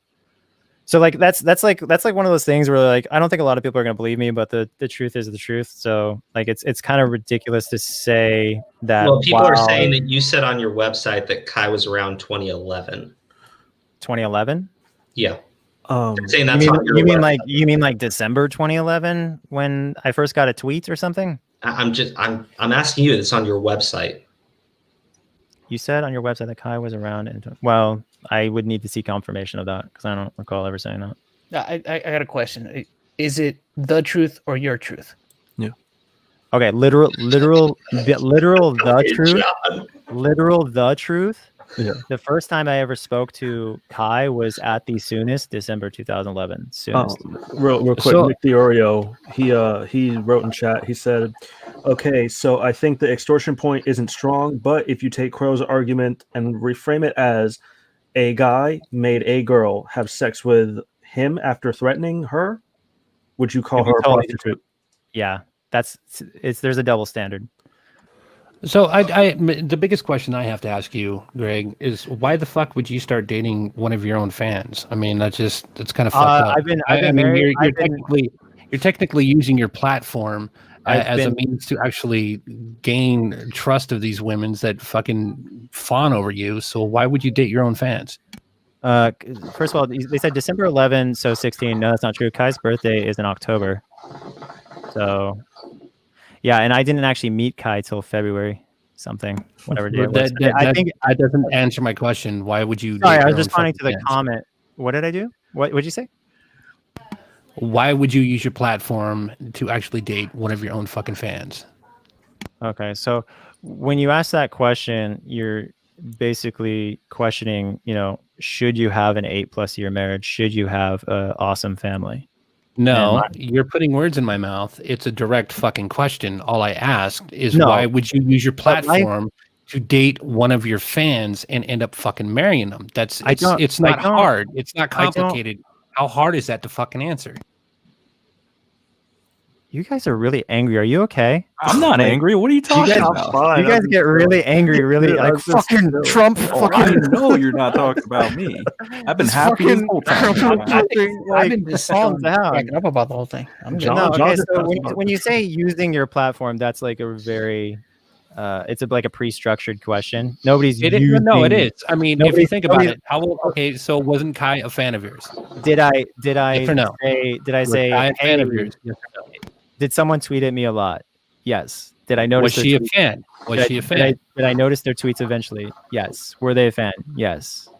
Is it a problem? Is it a problem? Is it a problem to have an 8-year marriage? Why would you date your fans when you actually have a platform that is based upon millions of subscribers and pick that person out?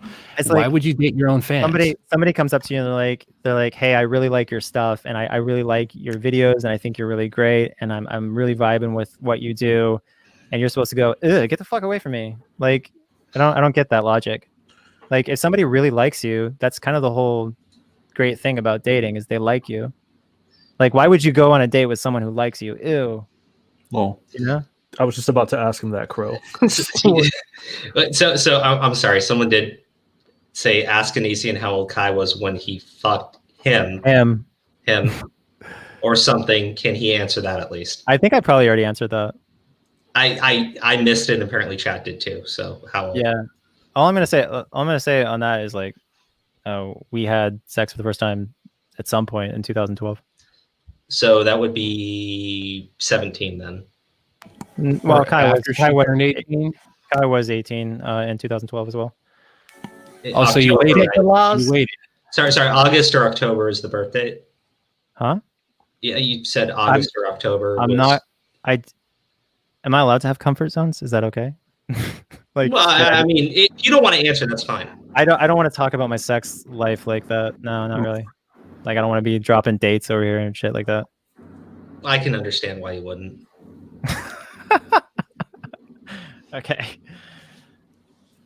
Yeah. So since this, I gotta peace out in a minute. Do you guys have anything you want to well, I just want to ask one more question. So since all of this stuff has actually come out in the past year with Chris Hansen and everything like that, how is your wife doing and your kids, by the way? I mean, because they seem Husband, to right after husband, sorry, my apologies. right after Sarah decided to follow through with her threat to destroy our lives, Kai got extremely depressed and went on antidepressants and saw a therapist and is still on antidepressants or anti-anxiety and shit. But the rest of the family's pretty good. Are you guys still married? Yeah. We went on vacation yesterday, so that was cool. Cool. For a day. Anybody else got anything? Anybody in chat want to say anything? Because a lot of the questions, somebody did ask you, Onision. They want a definitive answer. Are you planning to sue or take legal action against the documentary? Literally everyone tells me I should, so I'm going to continue pursuing that option. Okay. I haven't seen a single person say you don't have a case. I mean, Crow probably thinks so. Crow's probably like, fuck you.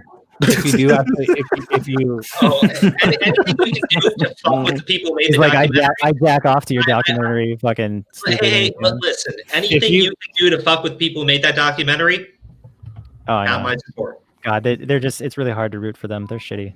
so if you do actually plan on suing, you're not going to seek personal legal representation, are you? I don't know anything about the system, so I don't know how to answer your question. Yeah.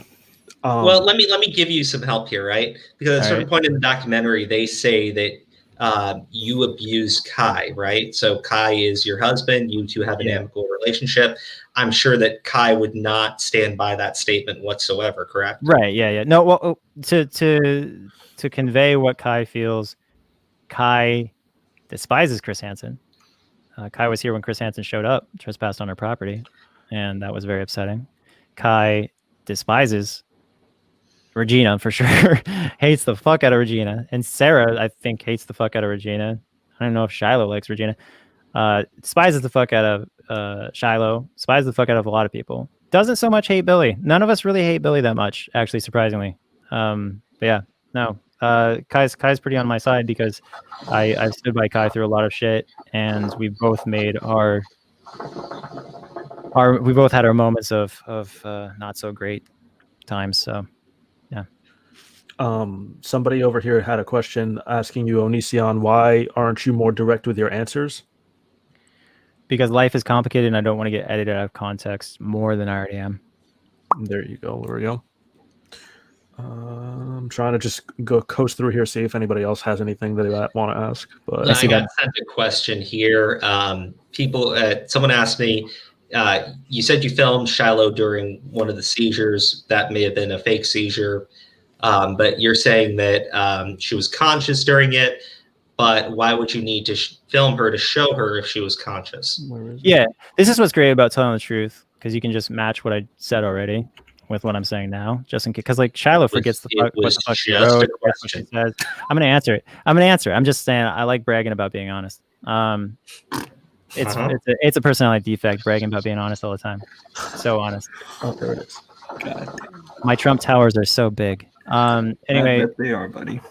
No, but as I said before, Jesus, Aura. I talked so much that I forgot the question. Why did I film it? Okay, so it was she had episodes before, so I became used to that behavior. It was normalized to me, and she had indicated in the past, and I had the impression that she wouldn't want. I don't know how she communicated it, but there was just like this very intense reptilian grooming. What? No. Yeah. You brought that up. But it was very obvious to me that she didn't want me to call because of our relationship and how we had never called an ambulance in the past, no matter her episodes before. So instead, I filmed it so I could show it to her. And when I showed it to her, she was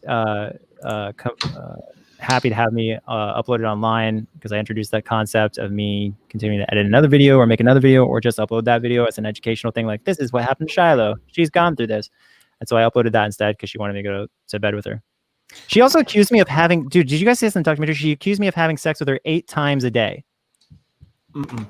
I've heard about that. I've heard about that. In the third episode, there's a text that's shown on a tweet that's shown on the screen. She's like, he was into jailbait, hentai, and he fucked me 8 times a day.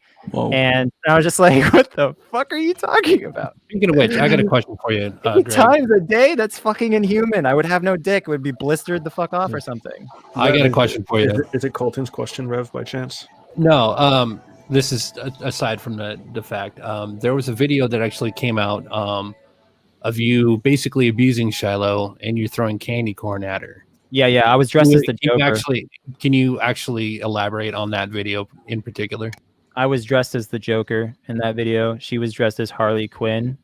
We had just shot a video about finding Harley Quinn in the middle of nowhere, drugged up, and then I put not that video. Not that. No, video. I'm saying if you look at the makeup, you look at the background, you also look at what I was wearing during that video, you realize that I was actually taking part in an extended version of the previous video. It was me. The Joker dressed in the Joker's outfit, throwing candy corn at Harley Quinn in a video called "My Boyfriend Abuses Me" or whatever. Do you think it's serious, or do you think it's more of the same shit? I'm asking you. That's why. And if it wasn't serious. It was a fucking joke. But the reason we uploaded it was to make fun of the people who were saying that a relationship was abusive. And if you look at it, it has a video filter on it, and it has her logo at the end. It wasn't like a leaked video. It was an actual intentional release. Our relationship continued after that video for quite a few more videos. So it wasn't a real thing. In the video, they're portraying this idea like, they'll never know what I'm saying. Then why did the logo roll right after? Why was I dressed as the Joker? Why did we just record another sketch? We did things to troll people. Like, they kept showing that GoPro on my head walking into the shower. That was a sketch too. They're all fucking sketches. The only thing that wasn't a sketch was maybe like the seizure video and her saying she had sepsis and shit. Like, she actually told me she had sepsis. People told me that it wasn't possible. I just believed her. So I don't know what the fuck happened there, but. Yeah. All right. Well, you said you need to head out, so I just have one final question for you. Is it just you calling me a prostitute again? Oh no, buddy. Well, I mean, you did shove shit up your ass, so I mean. Okay. Yeah, me and the amazing atheist, right? Honest question, right? How do you think this stream went for you tonight? I got to see you angry, so that's cool. Well, Colton has a question. I don't know if you saw it or want to ask. Sorry. Okay. Final question for Colton. What was it, Aura? He wants to know, Onision, can you please say how and when you first heard of the Repsion grooming allegations? I don't know. I think it was on Discord. There you go. It was a while ago. Yeah. See, yeah. Crow, by the way, I'm the one who started the baby carrot thing. I don't know. It's so funny that went so viral. Yeah. Give me $100, Onision. Give me $100. See, I can't afford the fucking lawyer. He can't afford the fucking lawyer. He's gonna give you the $100 fucking dollars. Starting with the best question of the night. Thank you. Yeah, he demanded that shit. He didn't even ask. He's okay. So let me just address a couple things, right? Because I saw the chat going through pretty quick and everything. But the reason why I was hung up on the iPad and the photos between Kai and this Regina girl was that you're right. 2-year age gap between Kai and Regina, whatever, right?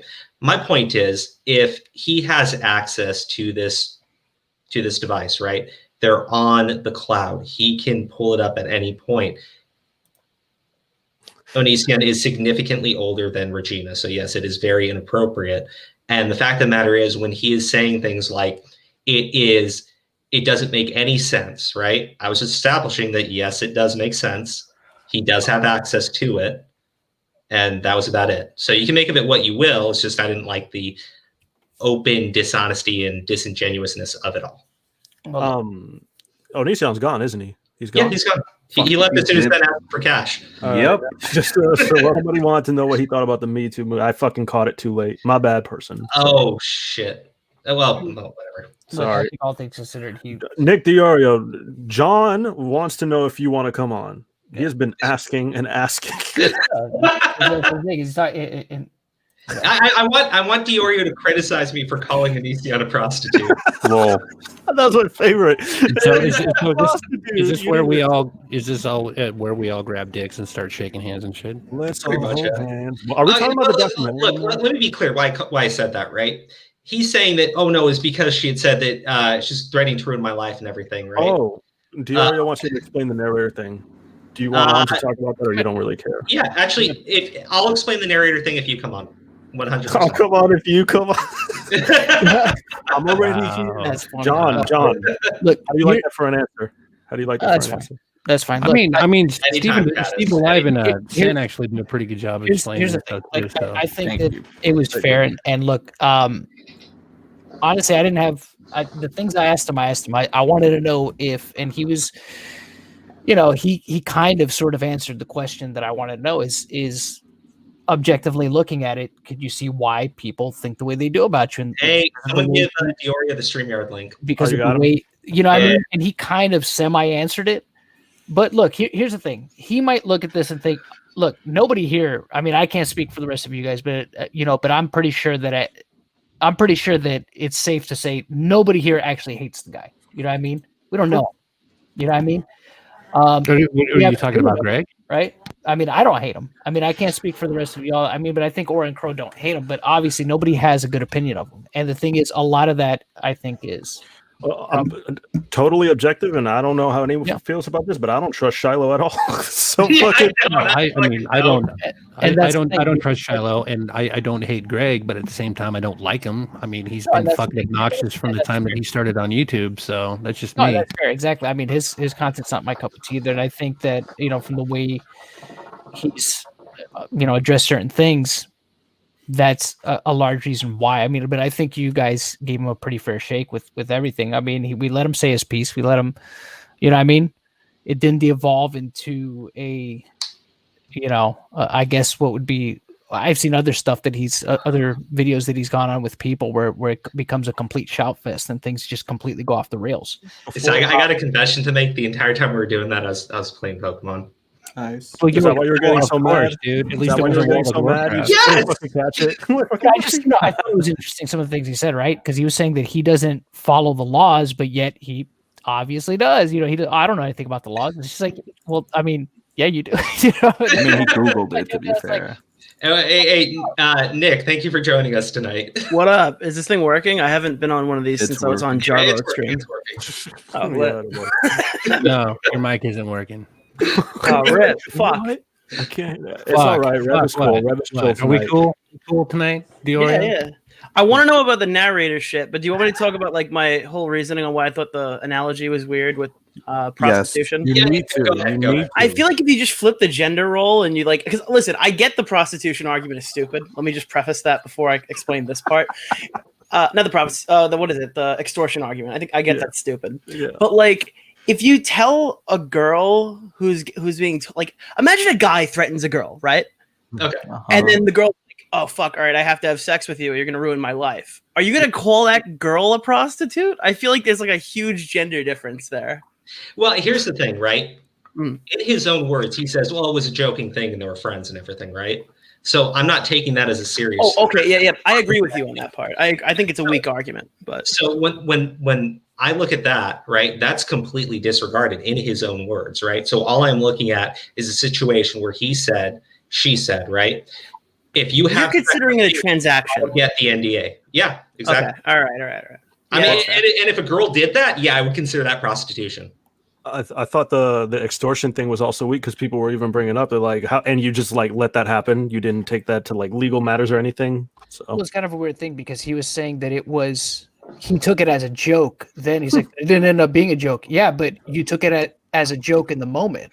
You But know, my question is though too: is that how's it necessarily extortion if there's no currency exchange? I mean, it's just Well, I don't get that. I don't get that I point. understood I mean, the that's point that he was trying to get across. It's just he debunked his own statement by saying that he took it as a joke. She Yeah. said as a joke, and they're friends, right? yeah, because the extortion part was ruining his life. That was the extortion part. but that didn't happen until much later, and that's the Exactly. thing. That's why it's just like it for him to try to twist it like that. It's just like, yeah, but that's not how you took it in the moment. I mean, he described a transaction. That If you have matters. sex with me, then I'll give you this NDA, which is something of value to you. It's transactional. Me, that's prostitution. Flip the gender roles around. I'm okay with sex workers, so yeah, whatever. Obviously, the NDA was very effective. Nick, what 100%. what do you want to know about the narrator, Nick, or did you want I the don't know, TLDR? dude. Everybody keeps telling me, "Oh, have you heard about the narrator drama? The narrator drama is the real deal. You gotta read that shit. That shit's good." I tried reading it, and it's fucking 47 pages, one of which was dedicated to narrator saying the N-word.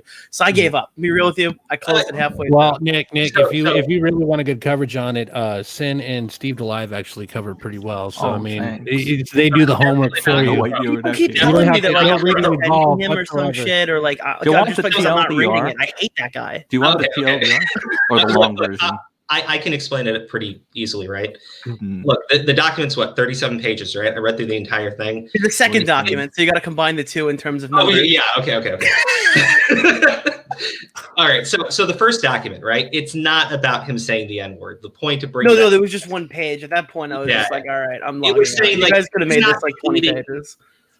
So at a certain point, he was informed that the person that he was engaged with was 13 and Yeah. he was 18, and the tweet in question was him saying that they're in a relationship or they're dating or something, right? And narrator went and deleted that tweet after being informed that the person was 13. And what they were pointing out was narrator does not have a history of deleting tweets, or why would you leave up all this shit about you saying the N-word? So wait, did narrator continue talking to the 13-year-old in like some sort, Yes. like not the part where he's like having the pictures or whatever back and forth on Twitter, like the sexual conversations? Are there any of those screenshots that are dated after the fact? Well, the conversations of them going back and forth in terms of like the "I love you" bullshit over Twitter and I'm everything. talking like private. Those Like, continue. is there like a No. private sexual No. conversation happening? No. What I want to be clear about, right, is that at first, narrator was calling it all bullshit and saying that, you know, he wasn't sending these images. He wasn't. It was this 13-year-old who was sending him stuff about him harming himself and being, you know, seppuku friendly and everything. Yeah. But after the second document came out, narrator cut all the bullshit, issued his twit longer, and in the twit longer, narrator says flat out that he was sending self-harm images to the 13-year-old. Self-harm images being like legitimate, like he cut himself and took a picture and sent it, or like just Yes. the okay. Yes. No, the self-harm was him putting on a fucking furry costume. That's Well, what no, it because was. I saw there were images of like drawn self-harm, and I'm like, all right, well, what the fuck is going I on? believe here? he sent those to mock that kid. Was that what it was? He was like, "Oh, you're taking a fucking hit."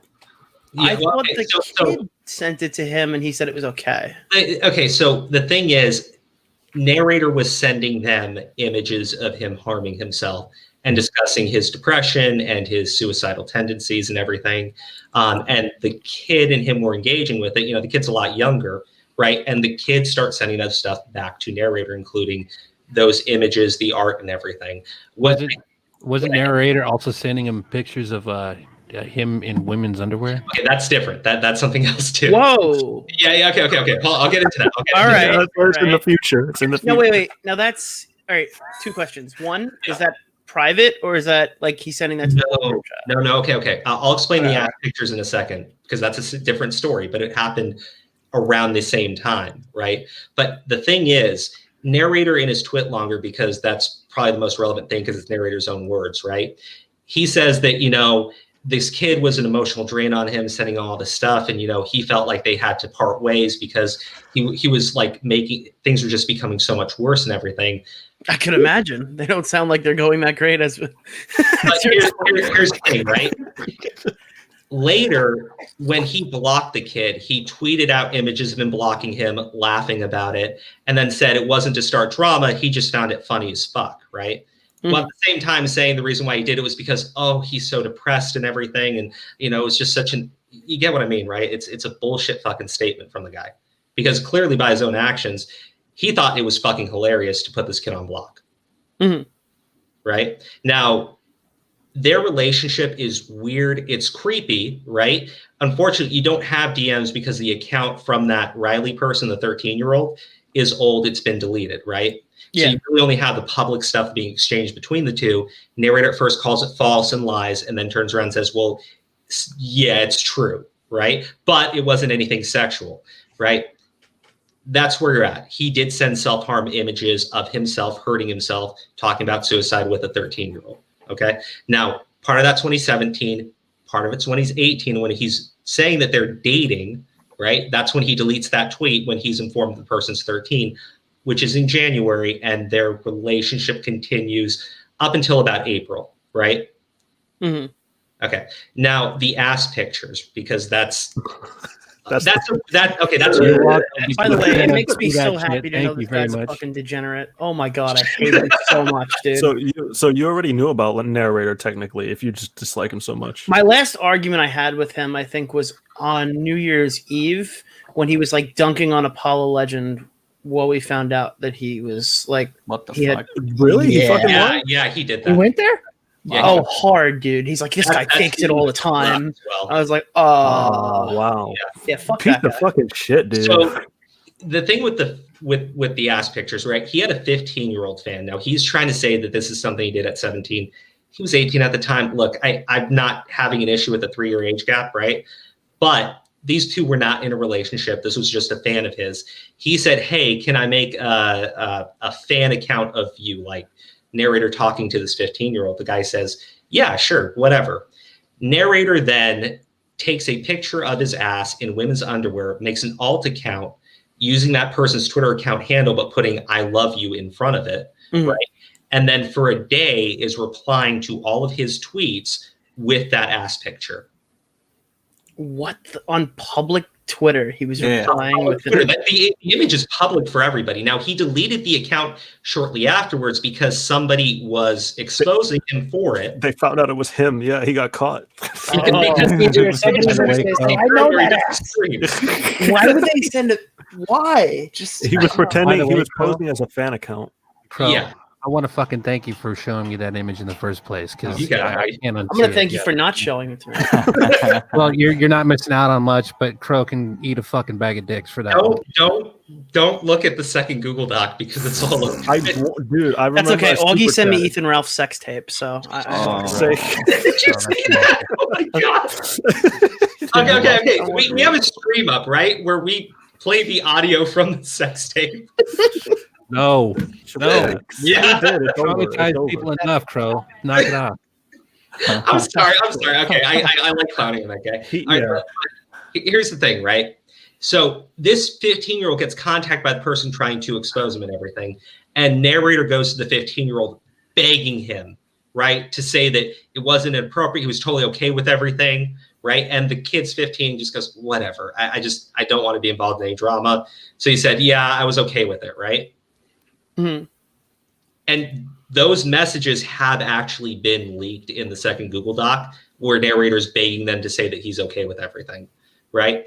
Narrator continues to press that kid anytime it comes up to go ahead and just say that he was okay with everything and there wasn't a big deal until finally the kid just had enough of it and told him basically pound sand, right? Okay. So we have two instances with 13-year-old, then with the 15-year-old. Now, the other situation is with this 14-year-old on Discord, right? Another fan of his, right? Clearly a minor. He knows he's a How did minor. this guy get so many fans? His channel's fucking dead. I don't know. It's like I it's just don't like fucking it's just know. leftovers from Carson's fucking group. Yeah. I think it. No, it was. I think you're right. Like, Yeah, like if I let this guy send pictures of his ass to me for 2 more months, Carson might get in my DMs. Hey, do you know Pirates? The problem is, Nick, the problem is you're too old. You're too Oh old. my God. Hey, wait, hold on. Stuart, you brought up Pyrocynical, right? Mm-hmm. You want something funny? What? Ivory is in that Google Doc, right? Yes, yes.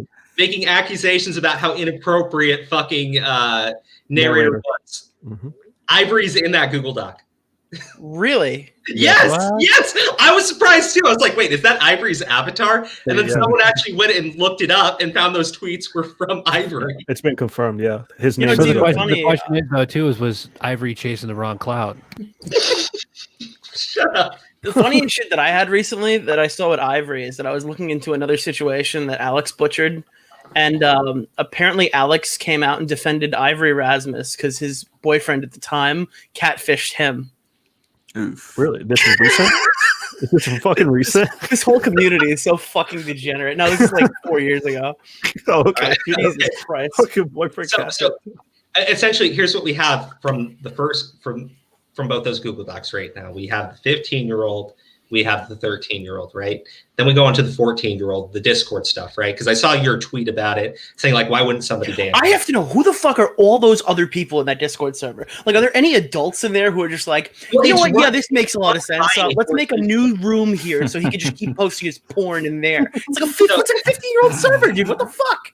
So a 14-year-old is running the server, right? It's his server. He owns it and everything, and he's a fan of Narrator, right? Yeah. So he invites Narrator into the server, you know, probably a big deal for him, right? Even though I'm with you, I have no clue why anyone's fucking Like, fan all of it. those other people are assholes, dude. Holy shit. I'm with you there, right? I'm with you there. But Narrator continues to post adult content. One of the adult contents is literally a gorilla fucking a hamster. From Overwatch, bro. The disrespect, like fucking. The disrespect. Yeah. Okay, so the kid keeps seeing the images, right? There's other minors in there. I mean, I guess it's mostly like the people that he knows, so it's a lot of young people in there. So he's asking Narrator, can you not do that, right? Because he, you know, is 14, probably doesn't want to offend the guy that he's a fan of, right? Continues to do it, continues to do it, continues to do it. Finally, the 14-year-old makes an NSFW channel specifically so Narrator can post the porn in there and not in the general chat, right? Mm-hmm. Narrator with their boyfriend, I'm so bad with the fucking pronouns, with their boyfriend is then in the general chat discussing all of their fetishes, which include being a degenerate furry, being consumed, like, you know, rolled up in a sushi roll and eaten. Yeah, sushi vor. Sushi vor. And apparently they were also talking about Narrator's diaper fetish. So, Do you have any regrets? This is one of your regrets in life right now? Is just being here for this? No, because I really dislike the guy, and it does make me like very happy to know he has a diaper fetish. I don't even know what my first argument with him was, but I just know I don't like him. He gets a deal. Never stop using the diaper fetish against him. Fucking send him Huggies pictures. So we got Power Circle that's into fat dragon vor porn, and then we got fucking Narrator that's into diaper fucking free porn. Wow. Okay, so yeah, all this stuff, right? So we have instances 3 times with minors having highly sexually charged conversations and just being generally gross, disgusting, and inappropriate with them. Narrator's original response was, my content isn't PG-13, which was stupid. Later in the Twit Longer, which came out after the second Google Doc, you know, he was going to do this whole stream where he said he was going to debunk it, all bullshit and everything. He decides not to do the stream, release the Twit Longer instead. In the Twit Longer, he says, well, I just treat everybody the same, whether they're 14 or 35, right? Huge red flag to me, right? Because you know the people that you're doing this shit with are fucking minors and everything, right? And it's really fucking gross. And you're constantly fucking doing it. Now in his own Discord server, this is probably the weakest argument, but just in conjunction with everything else, there are minors in his Discord, and he's sharing folders full of fucking pornography. But wasn't the Twit Longer also more centered and orientated on the fucking the Riley person? Yeah, Riley person. Yeah.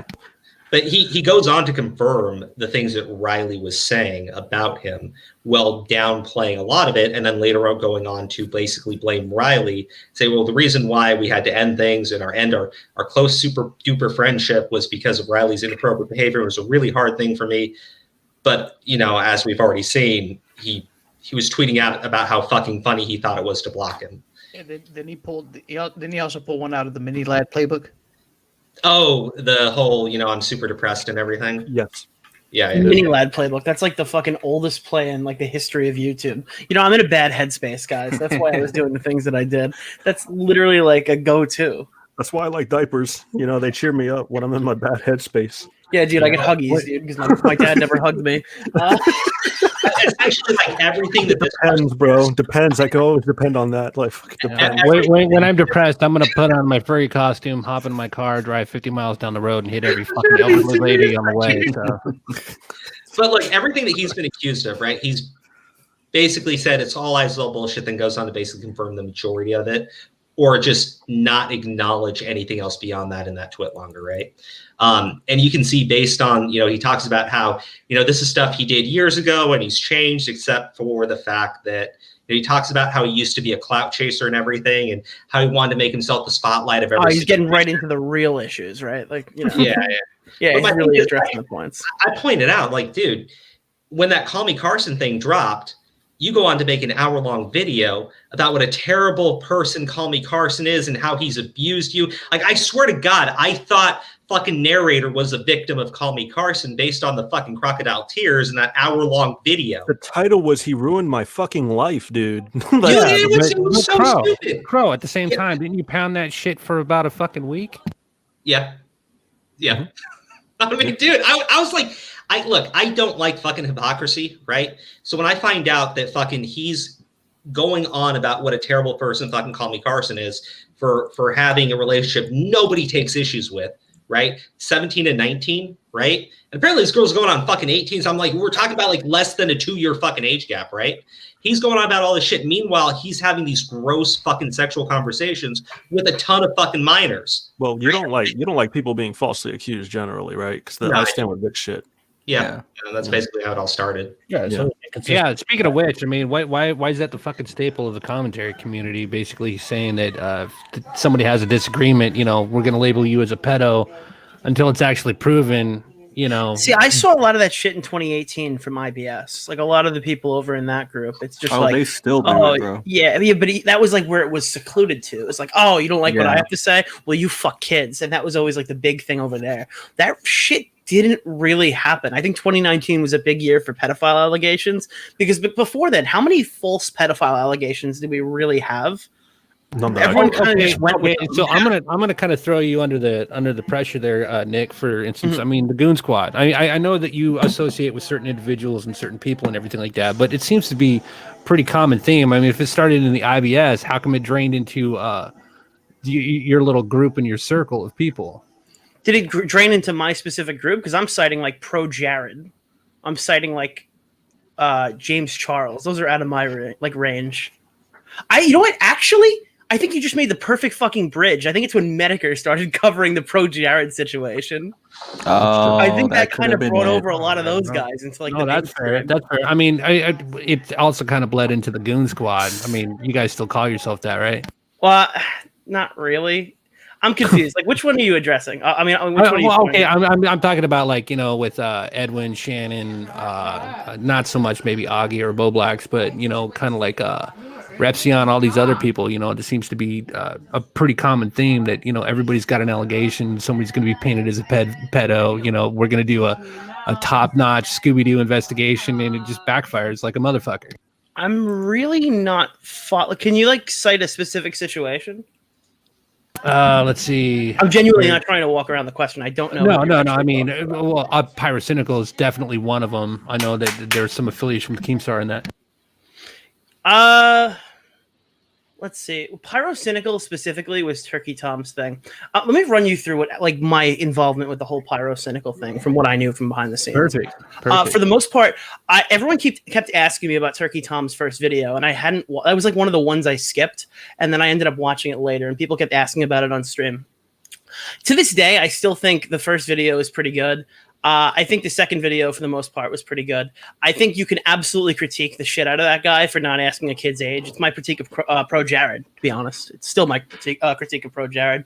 That if you're going to go and sext a bunch of people, you probably should be asking their ages. If not, look, I don't think the guy's a predator, and I don't think the guy's a pedophile, but I also wouldn't fault people in the audience if they took that perception, because you have to really weigh this out. Yeah, Did he I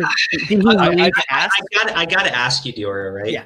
Because this is the one thing about that original docu release that just always I'm gonna get to the document in a second.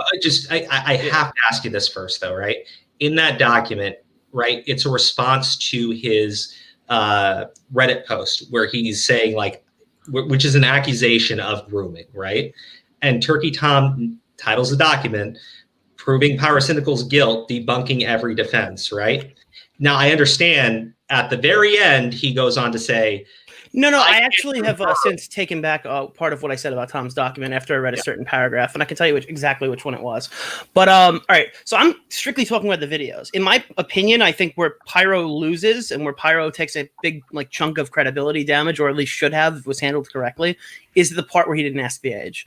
I know you and me differ in terms of who we see as a victim in this situation, but genuinely, that's my opinion. And I think people can come to the conclusion and say all right, this guy was I don't know, if an audience member goes, was this guy intentionally negligent, or was he just negligent? I think they can come to either side. For me, I don't think he's a predator. Now let's talk about the document. Tom sent me this document, I want to say an hour before stream time. And I wish he sent it to me a day before stream time, because I decided not to read it ahead of time. I read one paragraph of the I saw the messages he had sent, because I didn't actually read it. I looked at the pictures, and he the messages where Ivory was stating his age, and I'm like, wow, this looks so good, when I didn't read it. So I'm messaging Sive Morton on Twitter, who's asking a bunch of questions about it and asking to get the document early, which now I kind of know why, considering he was in Pyro's response to the document. But at the time, I didn't know. So I go live, and I poked every hole that Pyro poked through it. I talked about the Kiwis part. I talked about how his points that debunked everything, for the most part, were pretty shit. And I don't know if you know this, but Tom came on. And then actually, Tom argued with me about it. I didn't actually know that. And I'm telling Tom to his face, that's why I was so surprised at all these videos on Tom, because I'm now I know for a fact nobody watched my fucking stream, because I literally argued with Tom about why I thought parts of his points were shit.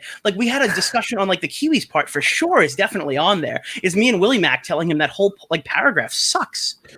I don't want to derail from anything real quick, but I actually have a question to ask you. It's more of an opinion, because Crow and I speak about this shit all the time. Do you think that Turkey Tom got fucked over with his third response because of the French girl stuff, and then nothing came from the French girl I think stuff? Tom fucked himself because he got... All right, the point of the document, and I stand by this to the end of time, in Tom's initial draft, when he's writing this shit, I guarantee he's writing it to shit on the Redditors. He's writing it to shit on the fucking prison mate Luke, that jackass fucking wheelchair guy who should get pushed off a cliff. Yeah, which by the way, you guys referred to me as fucking prison mate Luke, but anyway. Yeah, so he's in a wheelchair? Diesel Patches, who by the way took Tom's response, basically probably didn't even read the fucking document. It's I think this is more than enough proof. All right, there's a bunch of jackasses who make daily content and try to cover pedophile allegations. They really should stop doing Speaking that. Speaking of which, so I'm going to bring this up because, I'm an asshole. I know that me and you probably have not seen well into the past and all that shit, I don't know, probably last month or whatever. But I know about the Instagram wake up shit. God, that fucking debauchery. Yeah, okay. So bring that up next. Yeah, so it's interesting because I've gone through it. I've done my research. I've done everything. I've watched the Tommy videos. I've watched the fucking Ethan Ralph videos and all this bullshit. And then I watched even though that I was fucking begrudgingly just being an asshole and probably a little stubborn, but I did watch your take on it, Nick. And I thought it was very well thought out, presented and everything like that, which kind of added a new perspective of it. So overall, what is your general take on the entire fucking issue, and why do you stand by the people that initially fucked that's that the up funniest fucking story I think I've ever had on YouTube. And I understand why people might not find it funny, but dude, picture it like this, right? I get into a Discord call, Augie and Boblax are like, yo, Nick, we got our names on something big. And I'm just like, oh, really? You're going to flex that on me? Okay, I can't wait to see what it is. I get home, and I see a tweet from Andy Warski saying that they're about to go live and take down the pedophiles. And I'm just like, what the fuck is Boblax, how do you even know Andy Warski? What are you talking about? What is going on? This is insane. So me and Tommy are arguing this is going to go really badly for you. You guys should really stop. And Boblax, because his fucking headstrong as shit, is sitting here going, just wait for Twoon's video. It's going to explain everything. And I'm fucking dying. This is probably the funniest fucking night I had on YouTube up to this point. And then I figure it out. I figure what happened. All right. So Twoon who's just he's a lovable fucking retard. That's the word I'm going to use. A lovable fucking retard. He's the nicest kid in the entire world. And to be honest, I think he tried to piggyback off of YouTube Wake Up, and he just had no idea what the fuck he was doing. So he enlists a team of this freak on the Discord server who found the folder and looked through the folder. Who's to this day I don't remember her name, but her name pops up somewhere. I'm sure you could figure it out. Skull? No. I know. I definitely know Charm Skull. Charm Skull, who's in there, who her job was to network it. They're like, hey, we have this big story. You can join the Discord. We can all talk about it. So she sent it to Nerd City, to fucking Tipster, to like every huge commentator in the community who would never want to touch this story with a 10-foot pole. Charm Skull added them to a fucking group chat. This one, by the way, Charm Skull said that she knew everybody. She's like, yeah, I had lunch with Leafy once. I hung out with Sargon of Akkad. This is like the social climbing of this, like of the century. So she knew everybody, and they were all in this group chat, and all of them said no. So then there was only one person who said yes, and that was Indigo White, the porn star. So Indigo White, the porn star, thought, let's go to Ethan Ralph, the guy who punched a cop, and Andy Worski, the coke addict, and the three of us are going to take down the pedos together. Bro, this is an insane fucking story. He's not like all the shit. I was watching this shit live too, bro. Like, did you call into Augie's show when this shit was going down? Yes, I called in and I'm like, "What did he say?" I like, "Are you doing this for money or something?" Like, he goes, "Why? It was nice to get a pat on the back." I'm like, "That's not the fucking answer you're supposed to get." Well, he also compared it to fucking That's What It Is, you know. And That's What It Is. He got like annihilated, but he showed up late, so Augie and Bo Blacks are like taking the heat. They were taking the heat. Like everyone was stream. Dude, I dare you to go watch that stream again and watch Augie's face, right? Because he comes in like really fucking hyped the first 15 minutes, and then the first guy calls in, and then the second guy calls in, and then the third guy calls in, and by the end of it, he's like, sweet fucking Toon. Toon has a lot of explaining to do. So I want to just like clarify something real quick, because I believe now I might be I don't want to misquote you or anything, but somebody did purchase that folder and somebody did open and look through it? As far as I know, the girl in the Discord server, I can't remember. I don't know her fucking name. It was one of Toon's mods did. Absolutely did. Okay. They didn't, for the longest time, no one would tell me. So I kept pushing Bo Blacks. I'm like, was it you?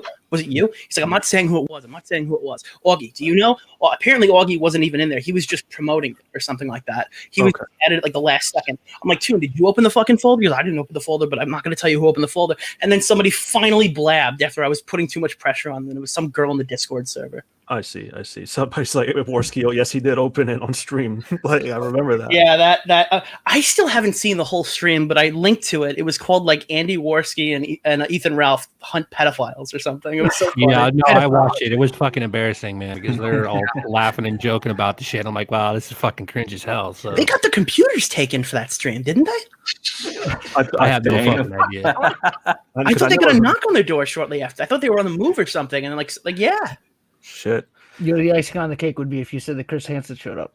Wait, didn't yeah, we want to ask you some questions, you know. Oh, I trolled his fucking ass so hard. Do you know that when I got into my drama with Shiloh, I paid Chris Hansen like $30 on Cameo to say that I didn't do the thing Shiloh accused me of, and he read it. No, I didn't. So let me ask you: was it John Swan that actually fucking paid to have Chris Hansen do the cameo of about maps and shit? I think he did. Yeah. That wasn't an edit. People keep. I think it's an edit. I absolutely think it's an edit. Okay, it's an edit. All right, yeah. Also, funny enough, I met John Swan on the stream about Instagram Wake Up. I think he called in and shit on Toon too. He did call in, and he was explaining about the fucking. He explained end-to-end encryption, and Toon's just like, "What? Do you have a meeting? Yeah, you can send me?" I saw that. I saw that. We called the FBI, and they didn't respond. It's been like an hour. Yeah. So I got a question. Did Swan actually record that conversation? Because I know that he did a great job when it came down to recording the Pierce County fucking conversation. So which conversation? When they were calling the police for fucking Onision and shit, trying to verify if there was a report ever filed. I thought he put that on YouTube. Wait, which call are you asking if he recorded? I'm talking about it was. I know that when everybody was going off on about Chris Hansen, how he's trying to fucking steal shit and everything, and they were trying to verify if there was an actual investigation going on into fucking Onision's fucking case and shit. I think what you're saying he put on YouTube. Yeah, but was that Swan or somebody else that was recorded that conversation? John called and he's like, yeah, that was definitely John. Yeah. So what did you think of overall about the documentary? Like, since we were talking about that, I'm in the middle of making my video right now. I left to do this because I was like fucking tired of editing all day, to be honest. And I saw Onision was in here. I actually talked to him the other night for a while, talking about the documentary. I asked him if he liked it or whatever. He goes, "What did he say? Fuck." There's like scientists say that if everyone stands around you in like a town square and says they hate you, you'll die. And that's how I feel right now, or something like that. It's something like that. Those are the weirdest fucking takes, bro. The guy comes up with some good shit though. Like, well, he's like a more advanced form of fucking James Soroka. So. He's not an easy conversation. Would you agree, Crow? Okay. I gotta admit, right? The first time I saw Onision debate anybody, it was with you, and I saw him just piss you off, and you tossed it. That's the point, because it wasn't a debate. All right, do you know like the whole reason why that got me so mad? Because he didn't, and we just explained it the other night. I did a whole stream because Chris Hansen did a stream on me.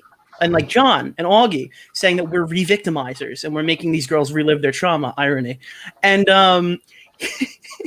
I did a whole stream talking about how I didn't do that, showing the full context. And I was being super cool to the girls. I didn't say anybody's name. I did it by the book. I did 1 hour. I was getting off. Onision wants to come on. He didn't watch the stream.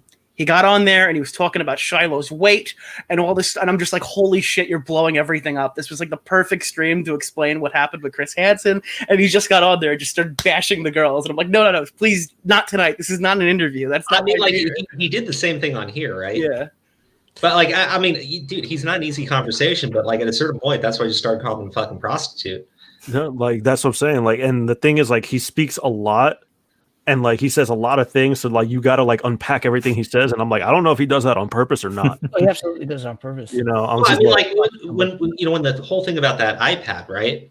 Because it's one of those claims from Regina and everything. Yeah. We started nailing him in on the cloud and everything, and how he still has access to it, right? Yeah. Which he can't deny it, right? So then he turns around and starts insulting Regina and calling her ugly and repulsive. Well, no, he didn't say that. But he called her one of the most repulsive people he's ever seen. He didn't want to say. In fairness, he said he didn't want to say that. But we all know we can read between the lines. That's why he called her repulsive, dude. Yeah, he did. Yeah, he did. Who? That was after the fact, though. After finally being pressed, but remember, he didn't call her ugly. Let's not. He was pressured. He was pressured into calling her repulsive. Wait, he called who repulsive? Regina. Regina. Oh God. Oh, somebody fucking pretended to be me and emailed her asking questions about the documentary. Dude, no. Like Edwin called me with her on the phone and like, did you send this email? No, I didn't fucking send this email. What are you I don't even know how to I don't even know her email. Yeah, like the troubling thing when it comes to actually talking about any of those victims, specifically Shiloh and everything, is just Shiloh's such a fucking disgusting person that it's hard for me. I know, right? I tagged you in that fucking tweet I sent where they fucking edited the fucking tweet. Yeah, I retweeted that 4 days ago. I retweeted that same exact tweet 4 days ago specifically. I was like, what the fuck? Right? Because I remember when that shit was going on. I remembered seeing that tweet. I remembered like that blurred out image. And I was like, that doesn't make sense. So I Googled it, I fucking did the Twitter search immediately. And I was like, this is bullshit. Bro, we covered that when Dude, I'm so glad she fucked this up. Do you know that girl fucked with me on my birthday? Yeah. I was getting fucking like 1,000 fucking messages from angry Onision people. She put me on the deplatform predators hashtag on my fucking birthday. Damn. That's fucked up. I'm so glad she fucked up here. Oh God, it's so nice. So anyway, Crow, I gotta say thank you for having me on, John, Aura, Sen, Rev, Nick. Anyway. Have a good night, guys. I got to take off. Yeah, I mean, the documentary, it's just bad.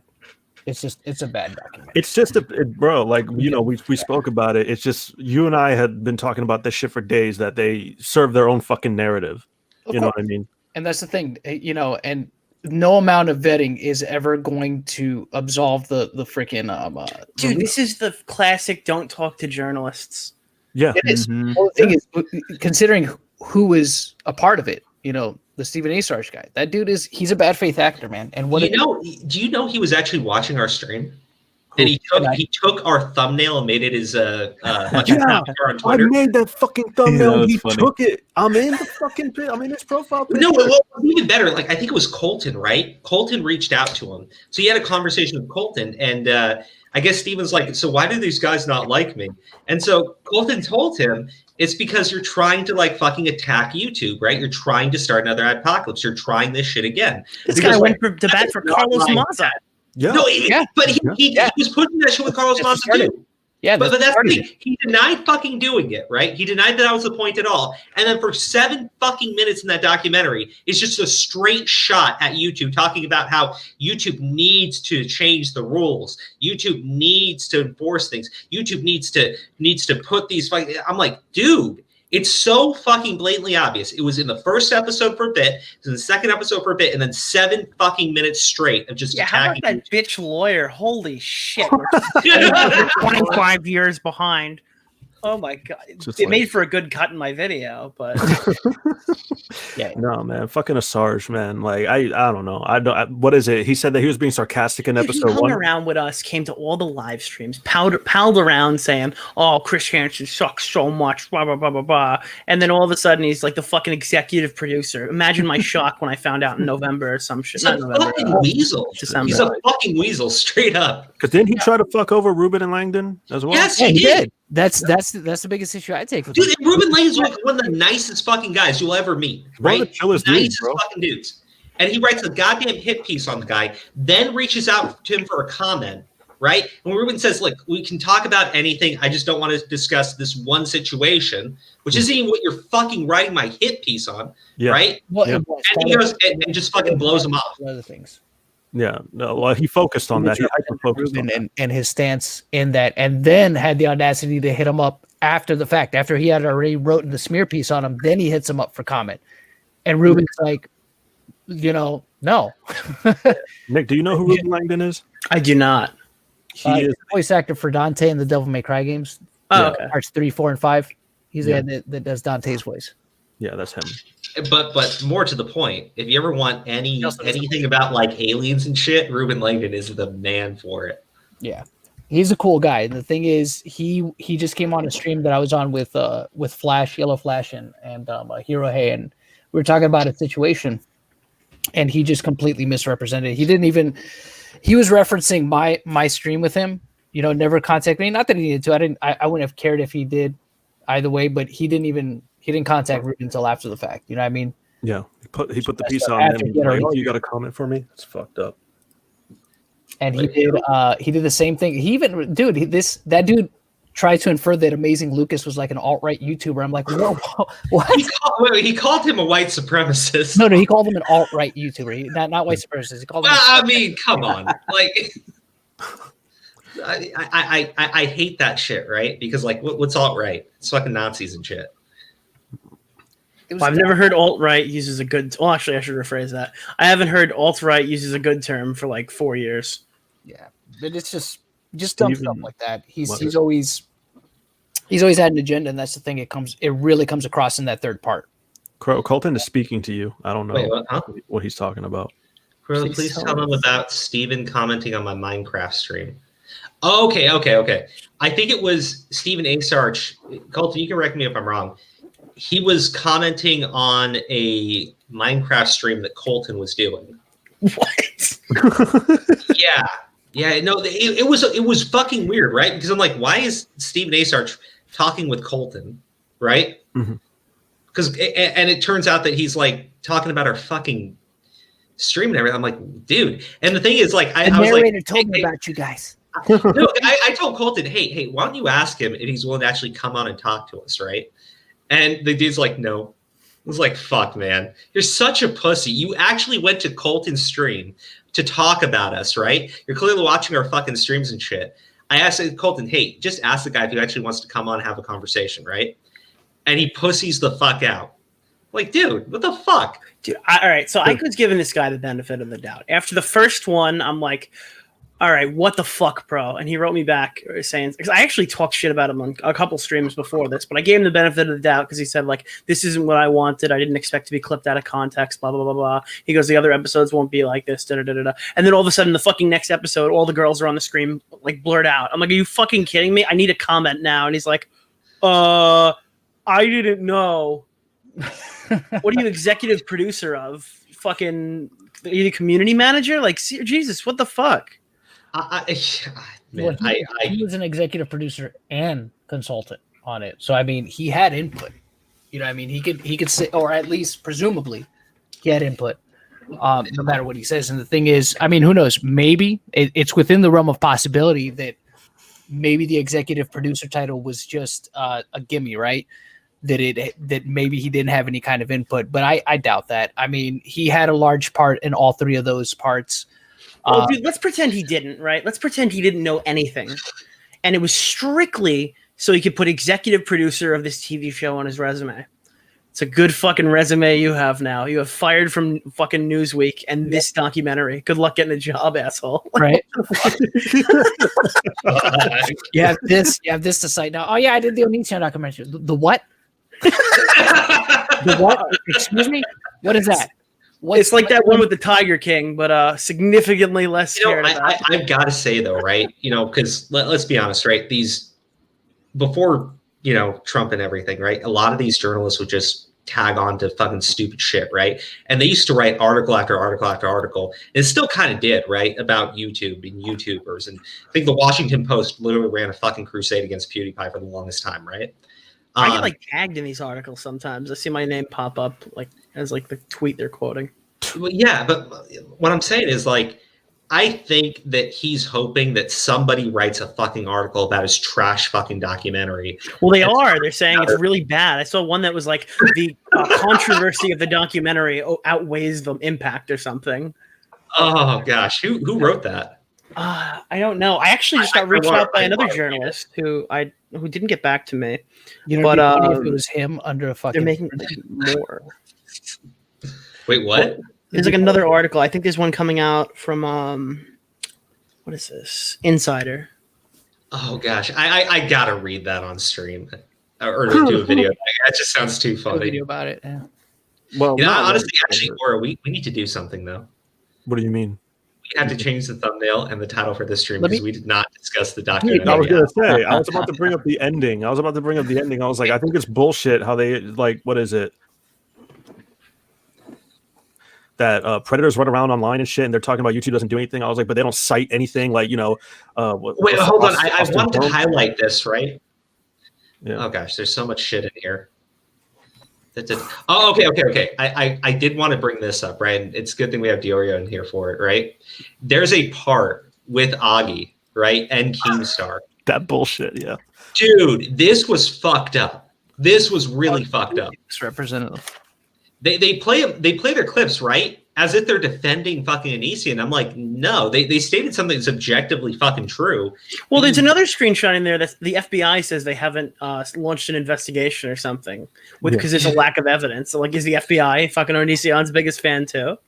Well, even in the documentary, like when the fucking lawyer, I'm gonna try to not say anything that would get me in trouble because I've said the 100-follower lawyer, fucking yeah. But she makes a statement saying like the law just hasn't caught up to Onision. It's 25 years. Okay, so you're saying yourself that he hasn't done anything criminally wrong because the law hasn't fucking caught up to him.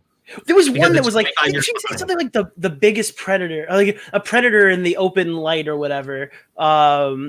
Something about following the law. I fucking I wish I could find the quote. I don't know. Okay. They actually is this guy a furry? Because I thought it was like oh my god, there's a whole story to him as why he should. I thought that this was like a spooky Native American thing going on. Yeah, I thought so too. I don't know the whole validity of it, but that guy has his own fucking like laundry list of allegations. So I don't know why he was in here. I bet he does. Look at him. No, yeah, he always dresses up like that. Like he constantly changes costume, and there's a lot of shit going on with that guy. Okay, I gotta find the. God, there's so much shit in here. It's true. It's an understatement. There's a lot of shit going on. I want to play the audio for this, but they'll fucking clip the stream. Yeah, might. I'll risk it. I'm not going to. I think you'll be. I don't know. I don't know because their vindictive is all shit. Yeah, they fucked up my after hours, dude. I wanted to watch that shit, and then Hansen put a copyright strike or claim, whatever the fuck he did. Yeah, I got blocked worldwide. Yeah, I'm like, what the fuck, dude? I wanted to watch this shit. Oh, that's Okay. Here it is. Oh my gosh, what? There we go. I get it already, you creepily gremlin man.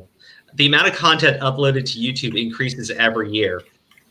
More than 500 hours of video are uploaded to YouTube every minute. Right? I'm like, dude, it's but they go on to say something about how there's all these predators, right? Yeah. I have all those quotes open on my timeline in Premiere. So producers reached out to YouTube for comment. They declined to comment. The FBI estimates that 500,000 child predators are online at any given moment. Making the inference that manipulative, dude. Yeah, it's on YouTube. It's manipulative as fuck, bro. And I'm like, they don't cite anything to back any of that shit up, that information. And they don't cite shit like, like things have been done about shit like, oh my God, I'm blanking on his name. It's this guy, the fucking Minecrafter, convicted. He served jail time. Lion Maker. Oh, Lion Maker. Yeah, Lion Maker. That is the only guy I ever contributed to getting deplatformed. Lion Maker, Austin Jones, he fucking got taken down. Pollution, even though he's not the same kind of thing, but still, like actions are taken when needed, and they don't even like cite anything like that. Whatever, just let me chill the fuck out. I mean, but that's the thing, right? Like the documentary goes on to make it seem like people are supportive, like in YouTube are supportive of these people, right? I'm like, no, like I can't think of any, like, dude, the one thing that like really creeps me out, right? Kiwis, right? Red kiwis. Yeah. That dude is like, it's insane with him, right? He openly admits to, being sexually interested in fucking children. Well, right? maybe let us know, do you know how that story came back up? No. At like 2 a.m, I DM'd Keemstar. I go, you ever get like mad that Red Kiwis is still like a huge Fortnite YouTuber with like 3 million subs now? And he's like, what the fuck? So the next day he made a video on Storyfire blasting him. Of course it was Keem. And then like all of a sudden like fucking dominoes fall and this guy got evicted from his house. Oh, shit. God damn. Damn. I mean, I am 100% okay with that. By the way, Crow, look what I just DM'd you. Hold on. Let me stop this so I can look at it. Yeah, so I'm just gonna say that somebody who made a video on Carson, I'm not gonna say like a length because that'd probably give it away. Somebody was the person who was tipping off YouTubers that allegations were coming out. And I think it's kind of ironic now. I don't know why these guys play so hot and heavy with their hands, but Okay. I gotta ask you, right? Because maybe I was wrong here. I honestly thought it was narrator who was sending that shit out. Look, I can't confirm at all anything. I'm sure you could go harass Boblack, but I'm just saying I wouldn't go hot and heavy with the hands. I don't know why some of these people go around saying like, "There's a big pedophile allegation coming out." Okay. Here's the thing, right? So I saw this, and I'm looking. They're literally saying it's going to be a pedo allegation, right? And then when it came out, there was like, you got to think about the power dynamic, man. Like, whoa. No. But when Sam came out with her accusation, right? The person who came out like literally within hours of that drama alert, right? Not a day after, but within hours, right? Yeah. She's accusing him of being a pedo. I'm like, okay. This guy says pedo. That girl says pedo. And then fucking Hugbox is like, all right, well, I don't think it's pedo. I'm like, oh, really? So you were like, I saw you hammer him. To see what happened. Dude, he was going back and I don't know why he was so infatuated with trying to like swing me to his side. I'm like a nobody. So I don't know why he like got that huge argument with me. But he's like, oh yeah, well, if you ever want to have a nice conversation about this, then you could just ask me. So then I was like, oh fuck you, dude. You're being like a dick because I was still talking about like Tipster and all the stuff that happened with Apollo Legend. But then the next day I'm like, you know what? I do want to have this conversation. So I started responding to him and he's like, you're a bad faith actor. And he blocked me. I saw that. I was like, fuck, man. What is it? Narrator was telling Boblox he could join his drunk SMP and shit.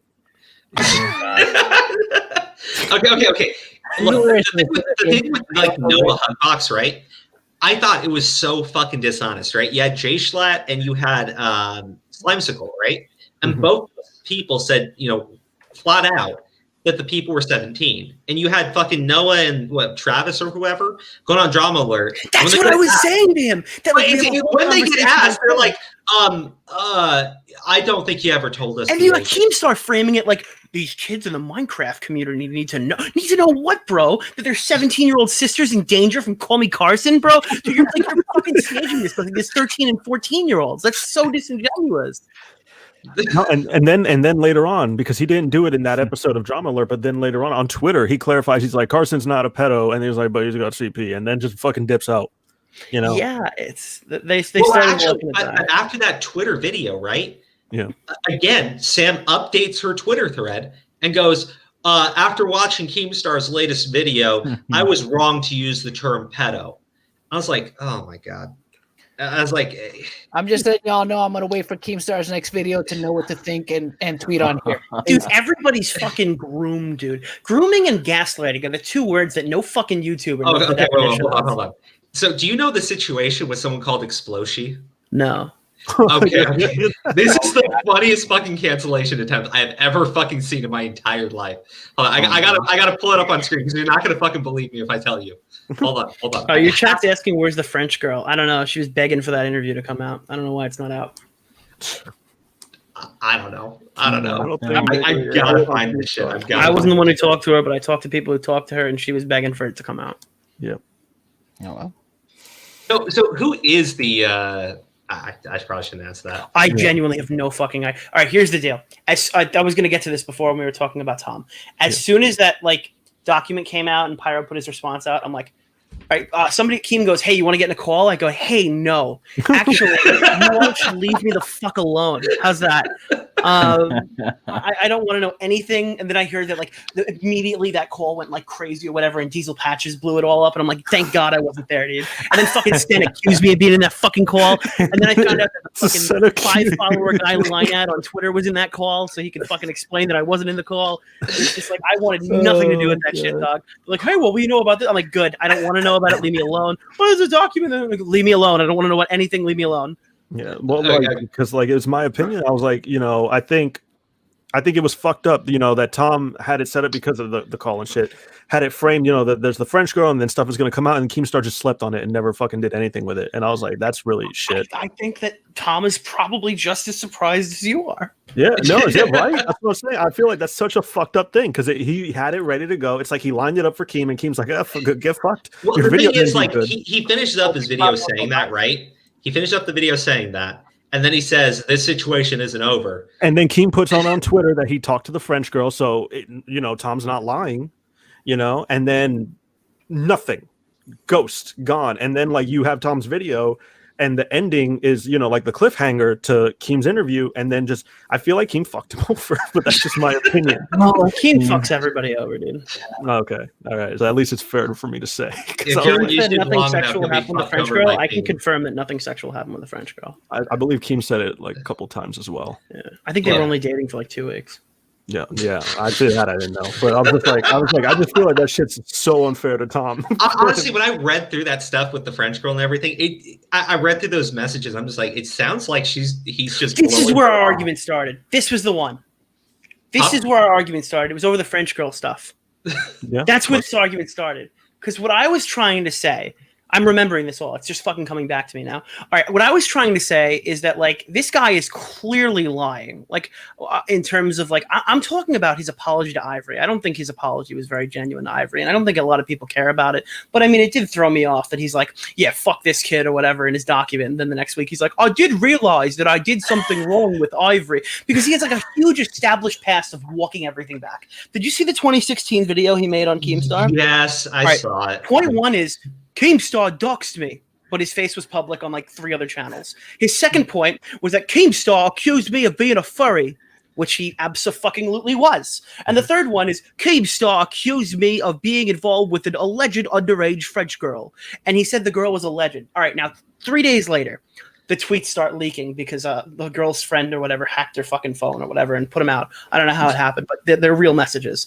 And they're real because Pyro vetted them as being real, because he had to go on his Reddit and go, okay. So the girl exists. All right. I told Keemstar I was not in a relationship with that girl because it wasn't sexual. We were just like dating. I used the word relationship, but it was really a friendship, but it wasn't sexual, so it's not a relationship, which I'm already like, all right, that's kind of weird with the age gap. Who cares? And then his point was that after that I told Keemstar there's nothing wrong with waiting until someone is the age of consent. And, no, it's not. No, there's nothing illegal or what's the word? Nothing illegal or not immoral. Unethical. Oh no, fuck! Hold on, I'm gonna pull it up right now. Keemstar Reddit Pyro response. Responding to Keemstar Pyro Cynical. I know exactly where it is. All right, he said, "I called Keem." Oh fuck.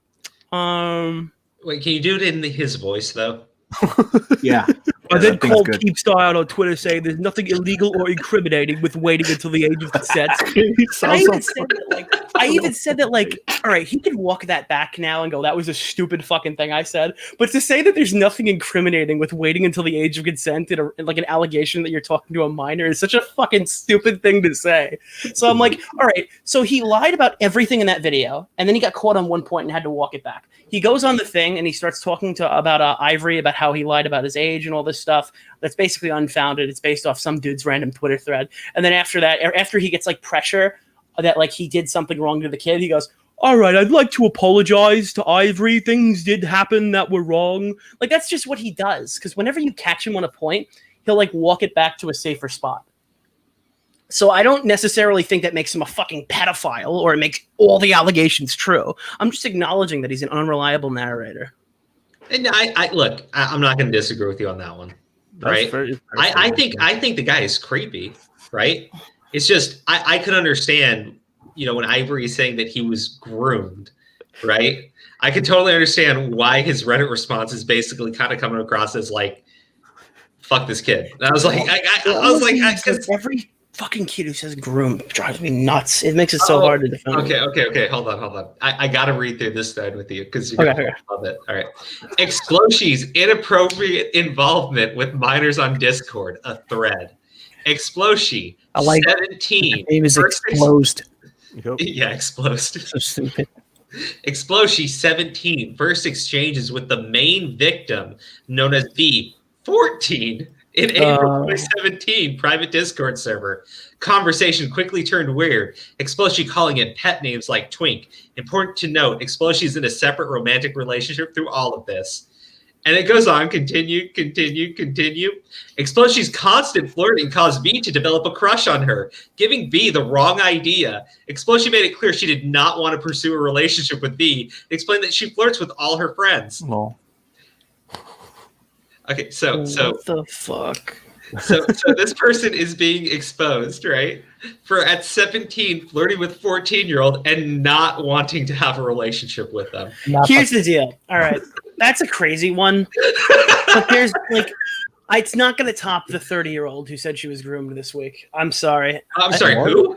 Okay, I don't know if you watched Destiny's responses to it, but essentially what happened was this 17-year-old, was it 17? Oh yeah, this 17-year-old said that this 6K YouTuber was abusing the power dynamic and like groomed her or something. And she admits in like the first message that she lied about her age, saying she was an adult.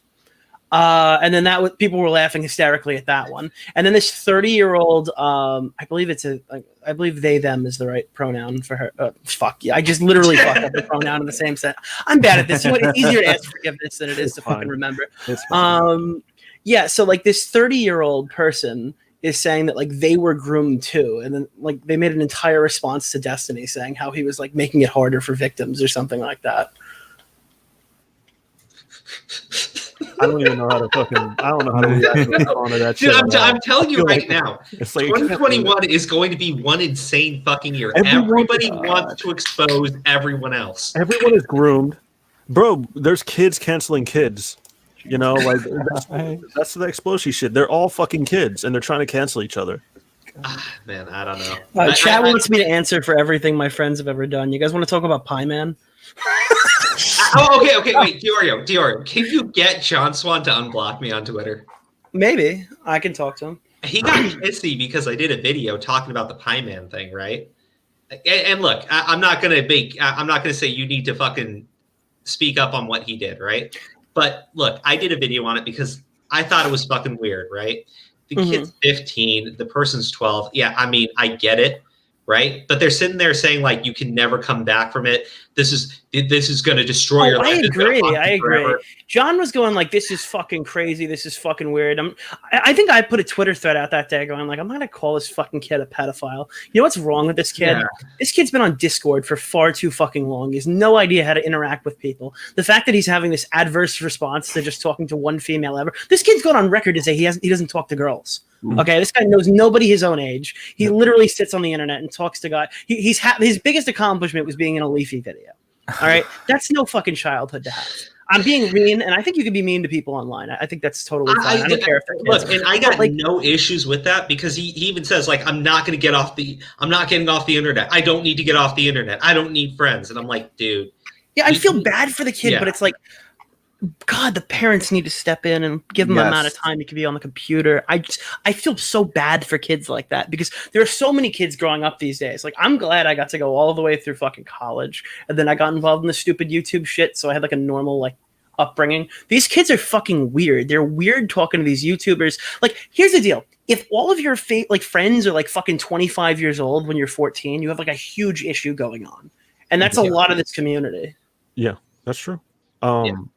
And I want to like a little bit of context around that.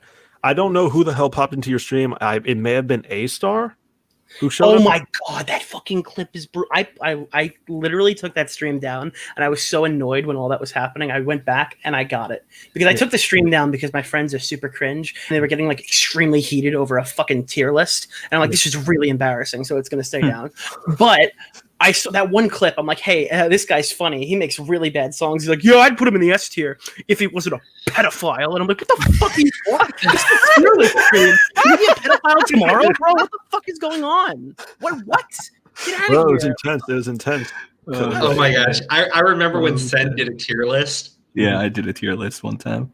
We actually talked about that the other night, Sen and I. We had a big fucking discussion about that. Yeah.